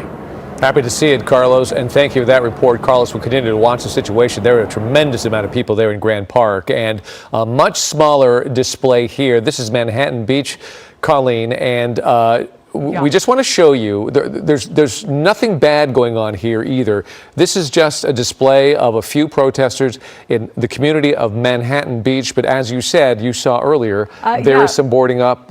Around noon today, I actually came down there. My son, who's 9, heard about this happening near the Manhattan Beach Pier, and he's like, can we go? And I said, well, we'll go right before I head to work. So we did drive down to this area. You can see right there a lot of plywood being put up in front of the businesses.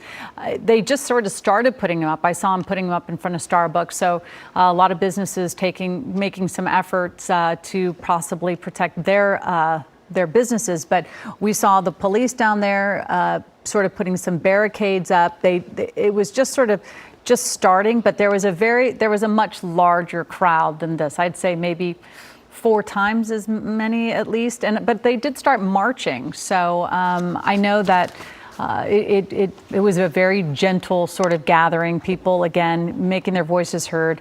I know kids want to go out and experience this as well. So, and there was, this is a little coastal community where it has a very much a sense of community, and everybody wanted to go out and at least make sure that they made their voice heard. This is the way it's supposed to work, Colleen. All the communities, they want some representation. They want to know that people are out there delivering the message. And that's what's taking place in Manhattan Beach. Peacefully, yes, there is some boarding up as a precaution, but you want all the shop owners to be happy that it was ultimately unnecessary. So, but we will, you never know. And so they're being cautious. We're going to continue to watch the situation, very peaceful in Manhattan Beach. Let's take you back to Hollywood, though. We're about sunset. And I guess Ivar, that's where Chris Christie has been watching, and this crowd, they're on the move. And are they taking a left there, Chris? It looks like they're converging here. That says this is a part of a large group on Sunset Boulevard near Cahuenga, and thousands can, looks like they are. They're making that northbound turn, Unfortunately, I'm going to have to let you guys go. We have to pull out of here. I'm going to send it back to you guys, but I can tell you you're looking on the top of your screen. That's going to be Sunset and Vine, where they're keeping the two crowds separated for now on either side of the Cinerama Dome. Guys? Going, so take care of whatever you need to take care of, Chris. That last little glimpse that Air 7 showed us right there was a National Guard at Sunset and Vine, and that was a tremendous amount of people over there kind of lined up against the National Guard. It is still peaceful, but it is a large body of people, both protesters and the support for the National Guard that is set up, and they also have their Humvees there, which is quite a sight there at a very important intersection here for Southern California, where many tourists go, Sunset and Vine, and that's exactly where that was, where Chris was showing us those images. He's going to have to take care of a situation. In the meantime, we're back to a live situation here. Those live pictures from Manhattan Beach, a peaceful showing of a few protesters there, and you, of course, saw a little while ago, just downtown Los Angeles, an enormous amount of protesters. So we're just trying to give you a glimpse of all the different situations and all the different places where people have shown up to basically protest and deliver their message. So, Ron, our question to our producer, are you telling me to move on to this right here? Okay, so here we go. We want to deliver this message right from ABC 7. This is an Eyewitness News update. All right, a disturbing arrest overnight. An armed man was taken into custody, allegedly posing as a member of the National Guard. Law enforcement sources tell us that this is the suspect. He is 31-year-old Gregory Wong, and those sources say that he took an Uber to downtown LA, geared up in National Guard attire with an assault rifle. He then fell into formation with real National Guard troops, and some of those troops noticed him and called LAPD officers over. The arrest was made about 1:30 this morning, and sources tell us Wong is a former guardsman, and he wanted to join in the fun. The rifle was a ghost gun, a homemade weapon without a serial number. Wong is currently being held on $50,000 bond. An interesting story here, but we want to point out nothing terrible happened, but it is a curious situation where somebody wanted to integrate himself within the National Guard. Yeah, absolutely. All right, something to be a little concerned about for sure. And we also have a follow-up right now on a very poignant moment our cameras captured yesterday, surrounded by protesters on Sunset Boulevard, which is what happened when an LAPD commander chose to take a knee. If I take a kneel with you guys, will you give me your verbal acknowledgement that this is a peaceful matter?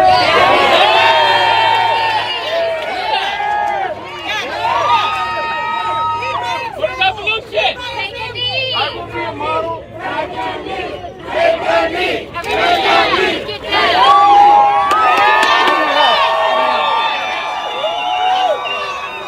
Everybody down. We stand together. And kneel together. Okay, thank you. So within the next 30 to 40 minutes, if you peacefully go about returning back to where you came from with the same honor you came here, I will give you my commitment and honor that you will not see police officers in front of you. Fair enough?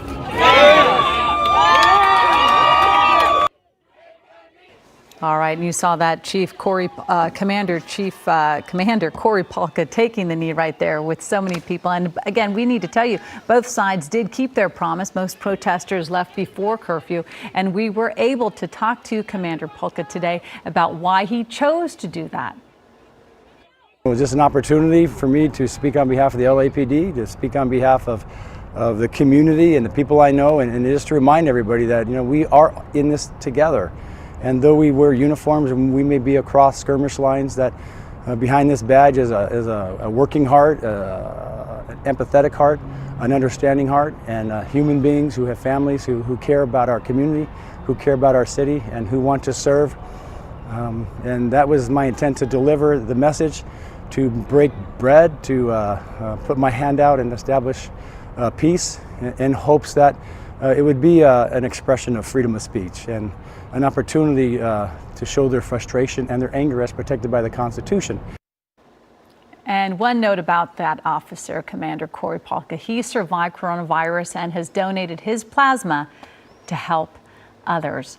I think so many of us saw that image yesterday. It was very moving. And we actually showed that, the very tail end of that live on Eyewitness News at 4 o'clock. And Veronica Miracle, of course, shot that from her camera, her cell phone, put it out on social media, and people loved it. It went everywhere. And I think it's a loud statement to what people actually want to see when it comes to this era that we're going through. And that is, it's the simple things like your willingness to talk, you know, between the police department and the protesters.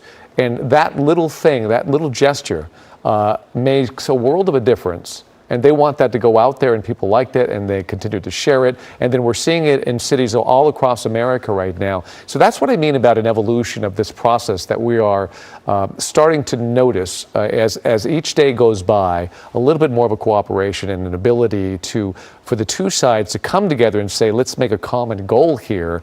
And Commander Polka was wonderful, a true leader in our community. Yes. And he's had a heck of a few months there dealing with the coronavirus, but now getting a lot of love for what he did there, which means so much. Absolutely, but we have spoke about this for the last few days.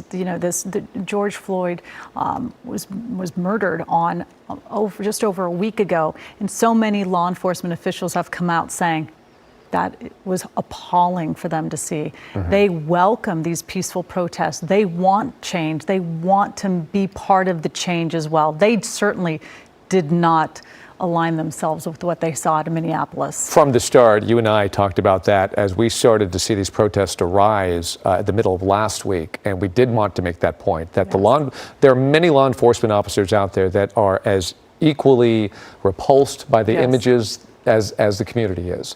They disagree with that as well. They say that was wrong as well. And so we have to understand that as we go forward, that this is, the country as a whole is really angry over this situation, even law enforcement officers. Absolutely. And, speaking about everyone kind of getting out today, showing a big unity in numbers, talking about the change they want to see, talking about respect for everybody. And, it's been a large volume of people have been coming out. It has been very peaceful, a lot of fun, a lot of music, a lot of clapping, a lot of chanting. So people are, they're just getting out. They want to make sure their voices are heard. They are nonviolent, trying to just be optimistic and kind of just show their solidarity against any sort of police brutality. And they really are making a message today. Right. Okay, so 3:51 right now. Keep in mind that curfew is coming, and that's when things change. So let's hope. We saw an example from LAPD yesterday. They started to arrest people after the curfew. So you know what the rules are. Let's see if the public abides by them. Let's go now to Brea. Tony Cabrera is watching some protesters where he is in Orange County. Hey, Tony. Hey, David. Yeah, we are on the corner of Imperial and Brea Boulevard right now. This is one of the major intersections in town. This is a fairly small town. Look across the street there and you can see that's one of the major groups here. But as the lights turn green, they start to march around it. And so it's really cool to kind of see the different groups of people that are here. It's a diverse group of people. We've heard a number of different opinions. But I'm going to talk to this gentleman first.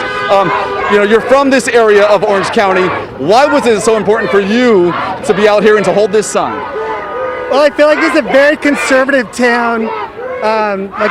When Obama was elected, we had Obama signs in front of our house that got stolen several times. So I just think it's really important to come out and show our support. I'm really impressed with our community that so many people come out. And as you're standing here, you hear all the cars honk. and it's great to see this kind of support. Yeah, some people were saying they were shocked that this would be happening in Brea, that a protest of this size would be happening here. You know, are you under that impression as well? Absolutely. It was supposed to be over at 2:30, and I don't think it's going to be over anytime soon. Yeah, it's really impressive. Well, thank you so much for chatting. I'm gonna move over and talk to someone else here. What is your name and where are you from? My name's Erin Petrie. I'm from Brea, California. Okay. So silence equals compliance. That's a message that we've seen, but what does that mean to you, this sign? To me, that means if you're not out here protesting, if you're not making monetary donations, if you're not advocating for Black Lives Matter, you're being complicit and you're not on our side. There's no in the middle about this situation. You're either for this movement or you're against it. There's no argument. This is not a matter of opinion. This is about racism. So yeah. Now, to look across to each corner of this intersection, to see the diversity that is here, you know, how does that make you feel? I think that's crucial, and I think that as a minority and looking at other minority groups, I feel like it's my job, and like I feel responsible to advocate for other groups that can't advocate for themselves. Yeah. Thank you so much. As we see, just different generations, different ethnic backgrounds, so many different people that are out here. I'd like to talk to this group of people here. You know, no justice, no peace, BLM. You know, to look around and see all these other signs, you know, what is this meaning to you in this moment in history? We are standing up for what everybody has been trying to fight for many years. And it's sad that Black people continuously have to be hurt, murdered. Their families are sick and tired of this. There needs to be a stop to it. We all want peace. We all want to have the same solidarity. This is what we're here for. This is for George Floyd. This is for every Mexican, every Latina, every Black person that has ever been hurt. This is for them. We are standing in solidarity. We love one another, and we're tired of this.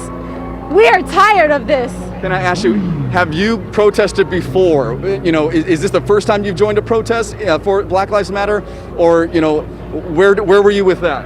This is my first protest. What was it about this one that made you say, you know what, I'm going out there? I'm tired of it. I'm tired of it. My family, my brother's Mexican, my mom's Mexican, and they've dealt with this.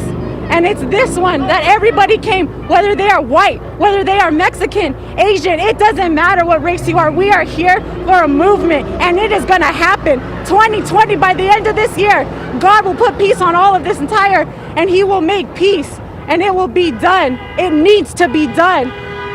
There you go. Thank you so much. Words of peace here on the corner of Imperial and Brea Boulevard as a number of people, several hundred. It has grown through the day. It has also moved throughout the day. We were a couple blocks down at Birch and Brea Boulevard, where a lot of people who aren't from Brea, that's where they go for the restaurants. There's some fancy, cool restaurants. There's the movie theater there. But then they eventually marched down the street, down Brea Boulevard towards Imperial. We thought they might be heading towards the mall, but then they turned back to this specific intersection. And here they are, as the lights turn green, they're moving forward. Can I interview you guys about why it's important for you to be here? Can you say it again? Why are you here? What made you get out of your house and come to this? I'm here to protest injustice against all people. Everyone should be treated equally, no matter their race, color, or anything. And that just needs to be, that message needs to be portrayed everywhere. Not just here, not just in LA, not just Minneapolis, everywhere. It needs to be the same everywhere. There you go. Now, as far as the police presence, you know, we have seen them, but they're not right here where the protests are happening. They're yards away, just kind of making sure that everything's okay, so that they're not taking that direct approach so far. And what we've seen is nonviolent, peaceful. They're here, but they're very passionate. You know, we've heard so many people who are, you know, nearly in tears talking about why this is such a crucial thing for them to be doing right now. So we're going to be out here monitoring the situation as they continue, as this goes past the time that they thought that they would be out here. David, calling back to you. Yeah, Tony, you did a wonderful job in interviewing those folks. Their passion is so obvious and they're so articulate on their understanding and why they need to be there and speak out. So I love those interviews that you brought to us, and it was really helpful to see and hear. And that's going on in Brea. Live pictures as it's a small group, but a vocal group, and it's a perfect example of what's going on in many communities around Southern California. People showing up to peacefully protest, and they have certainly something to say. They've been there all day long. Also in Manhattan Beach, we've seen protests there, or demonstrations and walkers, but the most have been in Hollywood, where we have seen thousands of people, two different large groups marching since about 11 o'clock this morning, perhaps earlier. And so it's been wonderful to see that. We're going to check in with Veronica Miracle. She is at Sunset and Vine. Veronica? Well, David and Ellen, that's right. There was a huge crowd here just a couple of minutes ago, and they started heading this direction down Sunset. But everywhere you turn, you see protesters all over Hollywood, whether they're marching through the street amongst the traffic, or they're hanging out over there where the National Guard has been stationed. We saw them last night at 11 o'clock at a very quiet street when the curfew was enforced. And you see all of them still there, and all of the protesters, some of them communicating with the National Guard.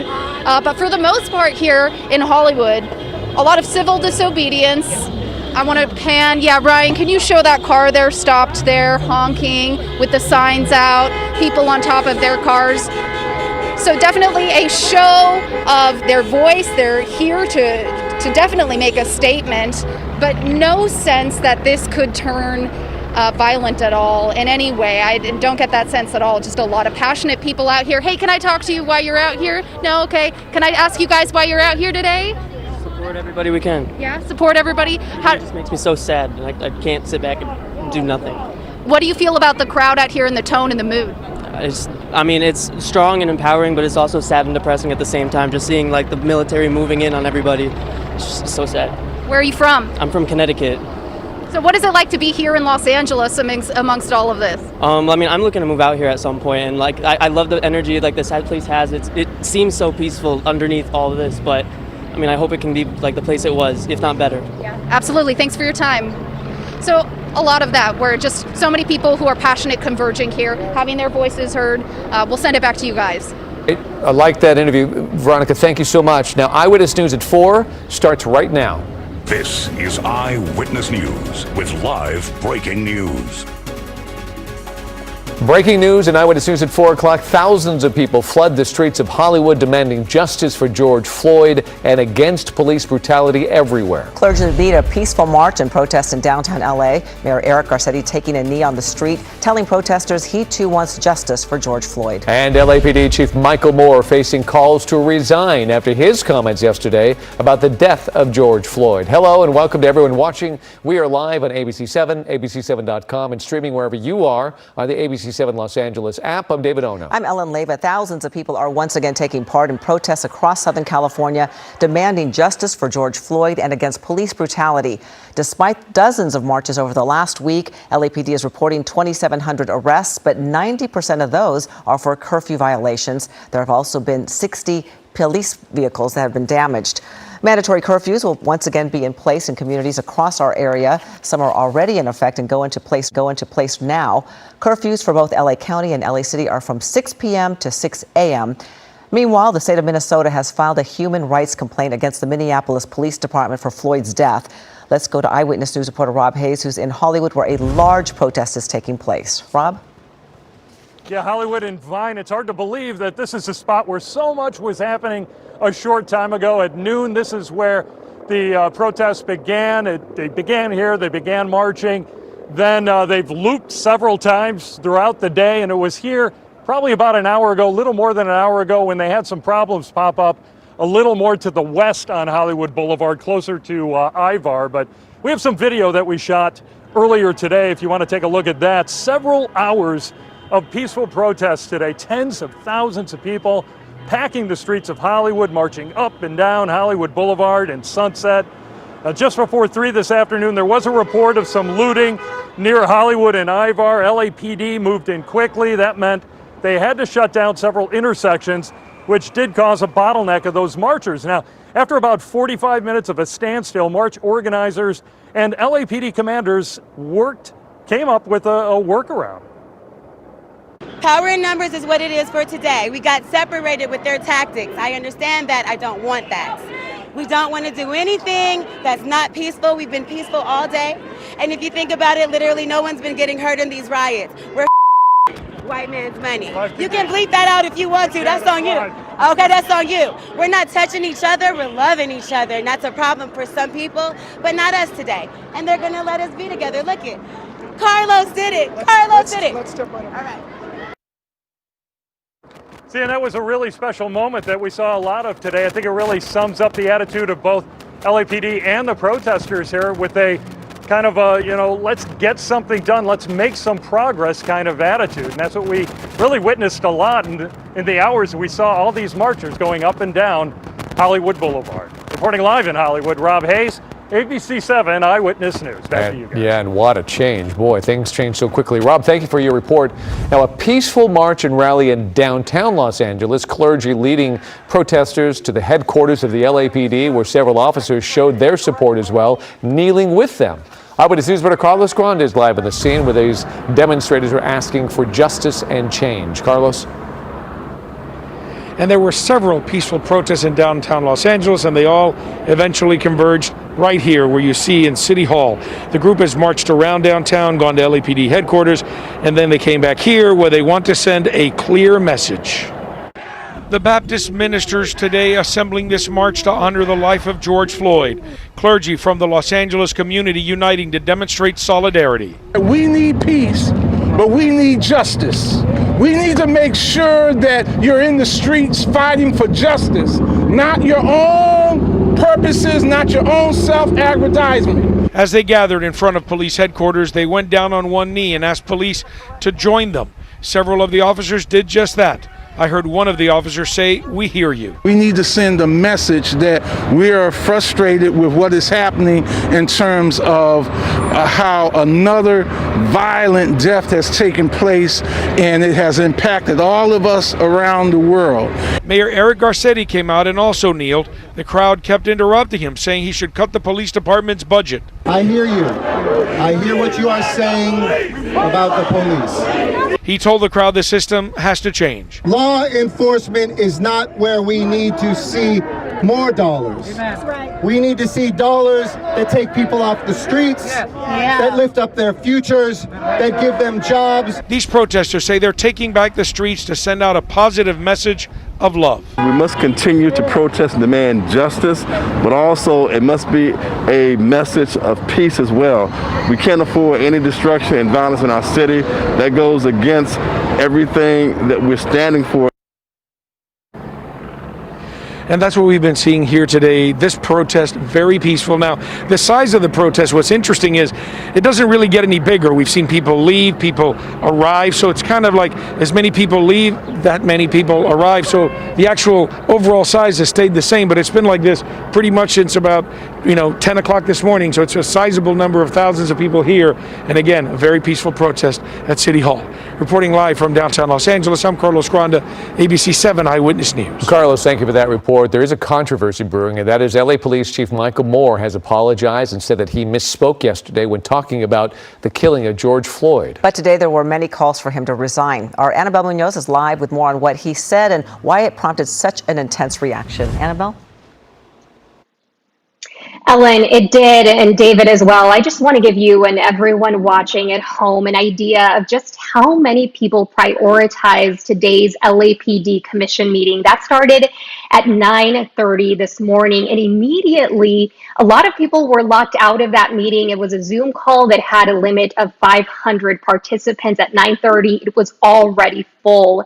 And just to give you an idea of how many people wanted to log on and listen to the meeting, as well as share testimonies for hours upon hours, part of it was a result of the comments that Chief Moore made yesterday. I spoke to one Black Lives Matter organizer who said he had never seen a turnout like this one, and he has been participating in these police commission meetings for years. So let's get to what Police Chief Michael Moore said yesterday. He said, quote, "We didn't have protests last night. We had criminal acts. We didn't have people mourning the death of this man, George Floyd.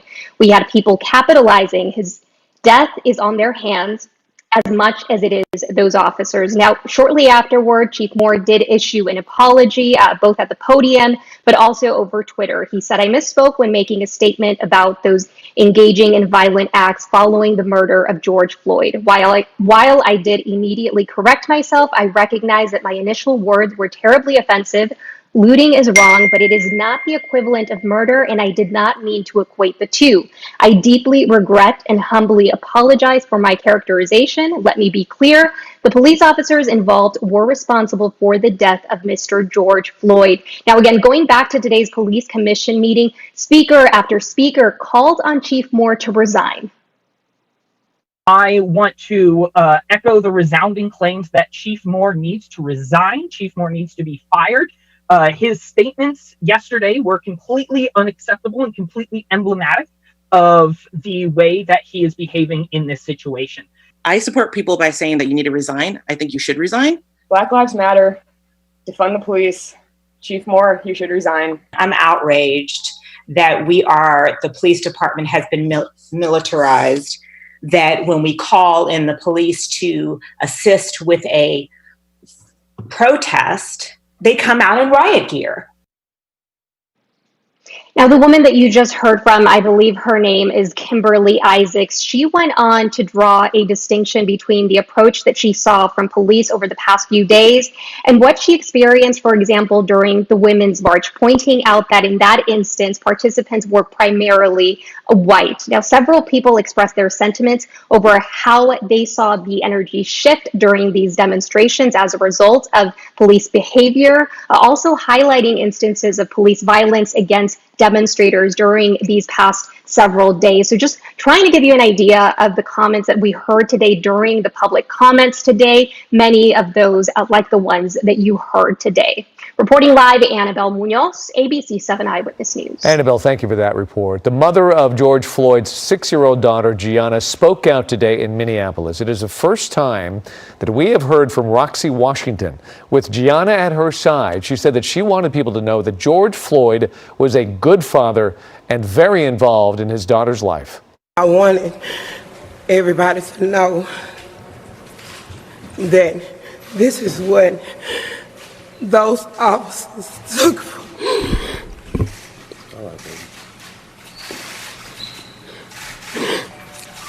At the end of the day, they get to go home and be with their families. Gianna does not have a father. He will never see her grow up, graduate. He will never walk her down the aisle. If it's a problem she's having and she needs her dad, she does not have that anymore. As we mentioned before, the state of Minnesota has filed a human rights complaint against the Minneapolis Police Department in connection with Floyd's death. That's a tough one. Amid all these protests, the COVID-19 crisis continues as well. More than 3,000 deaths have now been reported across our 5-county region. The vast majority of those, of course, in LA County, where another 60 deaths were reported today, another 1,200 new cases. Across the entire state of California, more than 115,000 cases of the virus have now been reported, and more than 2 million people in our state have now been tested. Meanwhile, the only City of Los Angeles testing site for coronavirus scheduled to be open today is here at Dodger Stadium. Many sites, whether run by the city or not, have closed or curtailed hours because of the unrest. LA County Sheriff's Department reports that 294 employees have tested positive for COVID-19. Nearly 2,000 inmates in county jails have also tested positive. And the county court system is expanding. It will be launching a limited program in just under 3 weeks to allow attorneys and people representing themselves to appear remotely via audio or video in some departments, such as family law and traffic. Well, you just heard the numbers. So as protesters gather in large groups, there is renewed concern that these mass demonstrations may result in a second wave of COVID-19 infections. Dr. Anthony Cardillo, CEO of Mend Urgent Care and ER Specialist, joins us now to discuss. Thank you so much for your time again. So what are your concerns about seeing a spike or a second wave of infections? Some have pointed out that the protests they've been outside in the air and some people were wearing masks. Does that have any impact? Well, I will say, thankfully, when we watch on the news, the majority of the participants are wearing masks, which is really great to see. That's the single most important thing, and we highly recommend, like the Department of Public Health is recommending also, that anyone who is out participating in the protests, please do wear a mask. It's very important and critical. And also try within reason to maintain as much social distance as you possibly can, given the limitations. But wearing a mask is the most important thing. And I think it's attainable that everyone does do that. And we're seeing that. But certainly any mass gatherings, whether it was a concert or a sporting event or a protest, any event where people are coming together in large numbers has the capacity of spreading the virus again. So everyone has to be mindful and peacefully protest wearing a mask. Very important. Please, everybody, wear your masks. Yeah, and as we deal with, let's say, a worst-case scenario, a surge, are ERs and other facilities ready to handle a surge, and what is the impact on current resources, and are they preparing now? Certainly. It's fair to say that almost all of the emergency departments and hospitals are adequately prepared for any surge that were to happen, whether it was just de novo without having the mass gatherings now or because of the mass gatherings. We are prepared and ready to handle any of the increased volume. We've had a couple of months now to staff up and prepare for all of our supplies. And it's fair to say that the hospitals in LA County are very prepared. However, we need everyone's help. And so please, everybody, when you're out and about protesting, please wear a mask. Okay, and well, a prominent Italian doctor made a controversial claim that the virus appears to be losing potency in Italy. What's your perspective on that? I'll tell you my thoughts on that, Ellen. I think what's happening is what we see in our clinic setting, for example. We know that we've tested people greater than a month ago, and they're still positive now, 4, 5, 6 weeks out, but they have less potency of that virus in the nasal passages. So I think what's happening is they're testing people that have cleared the virus as far as the illness is concerned, but the viral particles are still there, just a lot less potent. I don't think this is a true indication that the severity of that virus is decreasing. I just think they're catching people that were sick a month ago, but they still have the virus in the nasal passages, and that virus is less potent because they were sick a month ago. So that makes perfect sense. And we're seeing that with our patients now that we test a month later, and they're still carrying the virus, and it's just not as potent. So that's the issue, I think it is. All right, that makes sense. Dr. Cardillo, we appreciate your time again, and we'll hopefully see you tomorrow. Take care. Thank you so much, guys. Yeah, nice to see Dr. Cardillo. We weren't able to see him for a few days there. So, okay, let's get back to the protests that are going on throughout Southern California. We want to first take you to Hollywood, and Veronica Miracle, she's on the move. Veronica, where are you?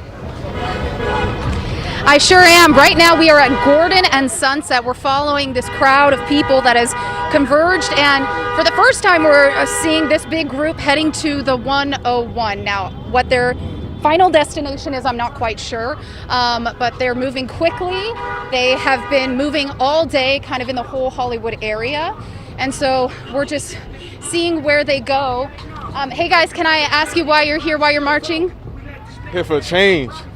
Yeah, do you feel like change is being achieved today? Oh, most definitely. There's people from different walks of life right now.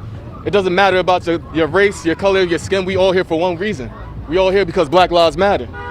Do you feel like LA is coming together right now? Yes, most definitely, most definitely. I thought I'd never see this in my entire lifetime. I thought I'd never see different races come together for one cause. This is beautiful, it's positive, there's no violence. I know some other media outlets portray this as everyone's just looting. We're not looting, we're peacefully protesting, and we're just here for peace and change. Thanks for talking to me. Have a good one. So yeah, very peaceful. As he said, we're all with the crowd, and we're following them. We'll see where they go, and we'll check back in with you. I was wondering, have you been able to ask anybody, what the plan is, what final destination they plan on congregating? No, that's a very good question. We've kind of just been trying to catch up with them at this point, so I'll definitely be asking them and following them. I will tell you that here on Sunset, there are a lot of people who are kind of protesting in their cars, hanging out, offering water bottles, and there are at times people going into the road. So if you're driving in this area, you're going to be hitting a lot of traffic and a lot of roadblocks because there are police officers at different various locations.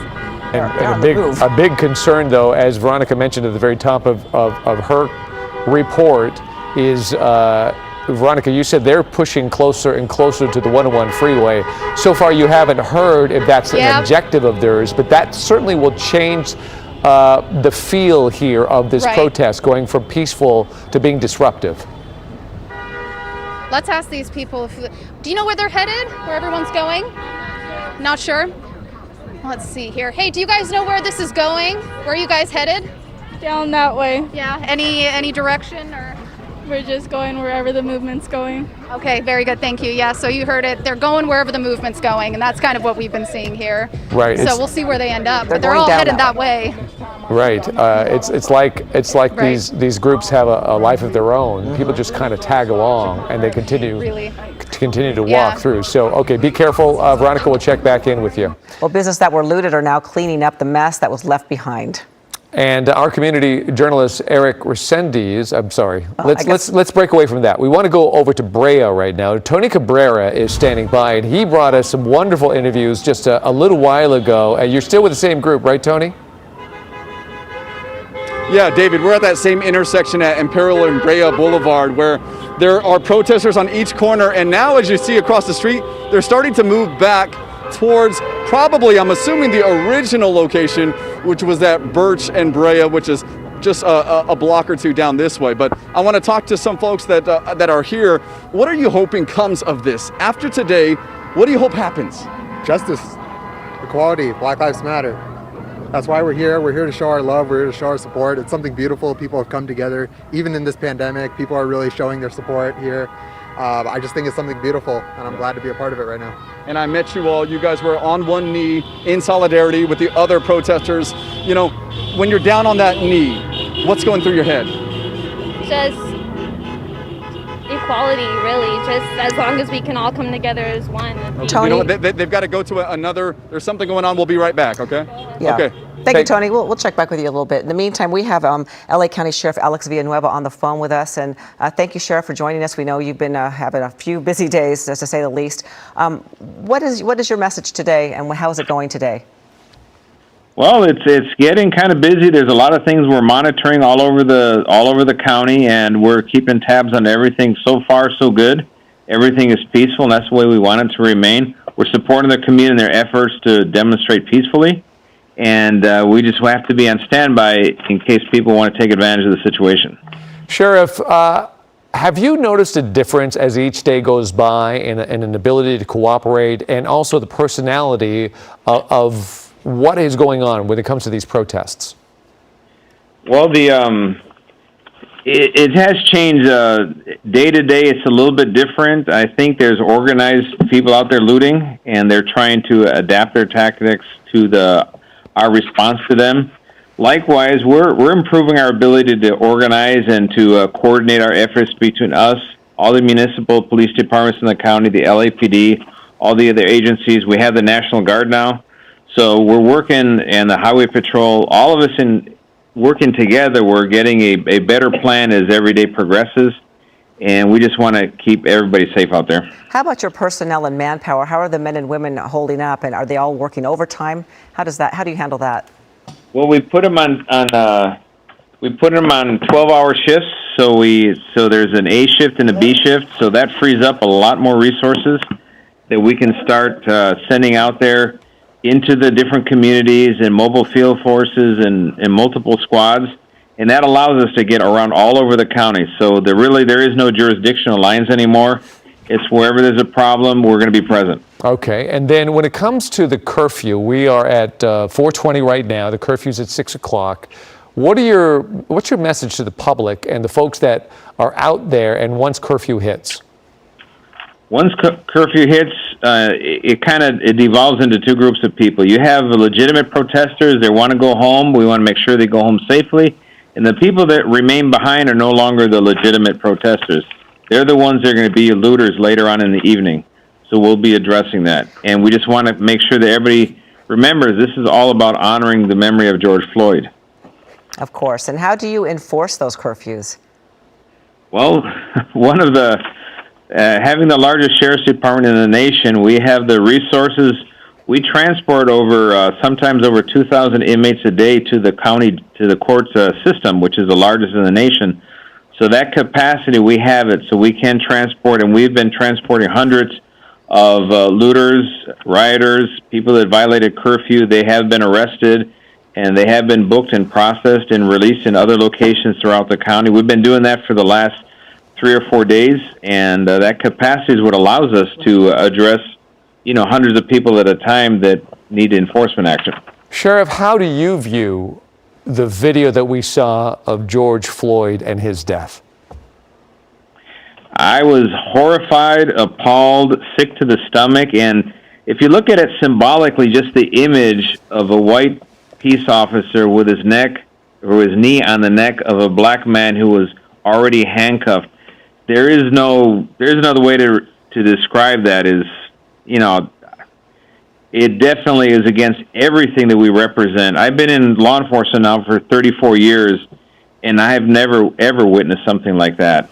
And this is something we definitely need to address. I'm a Latino myself, and I know people from my group at times definitely have had our tensions with law enforcement. And as a Latino trying to move up through the ranks of the Sheriff's Department, which was always predominantly white in the past, now it's a reflection of the community. Everything we're doing, we want to be a reflection, and we want to be part of the community. So it's an ongoing process. Has that technique ever been taught in your department, to put the knee on the back of somebody's neck? Absolutely never. That is a vital organ, the neck. It compromises the breathing system.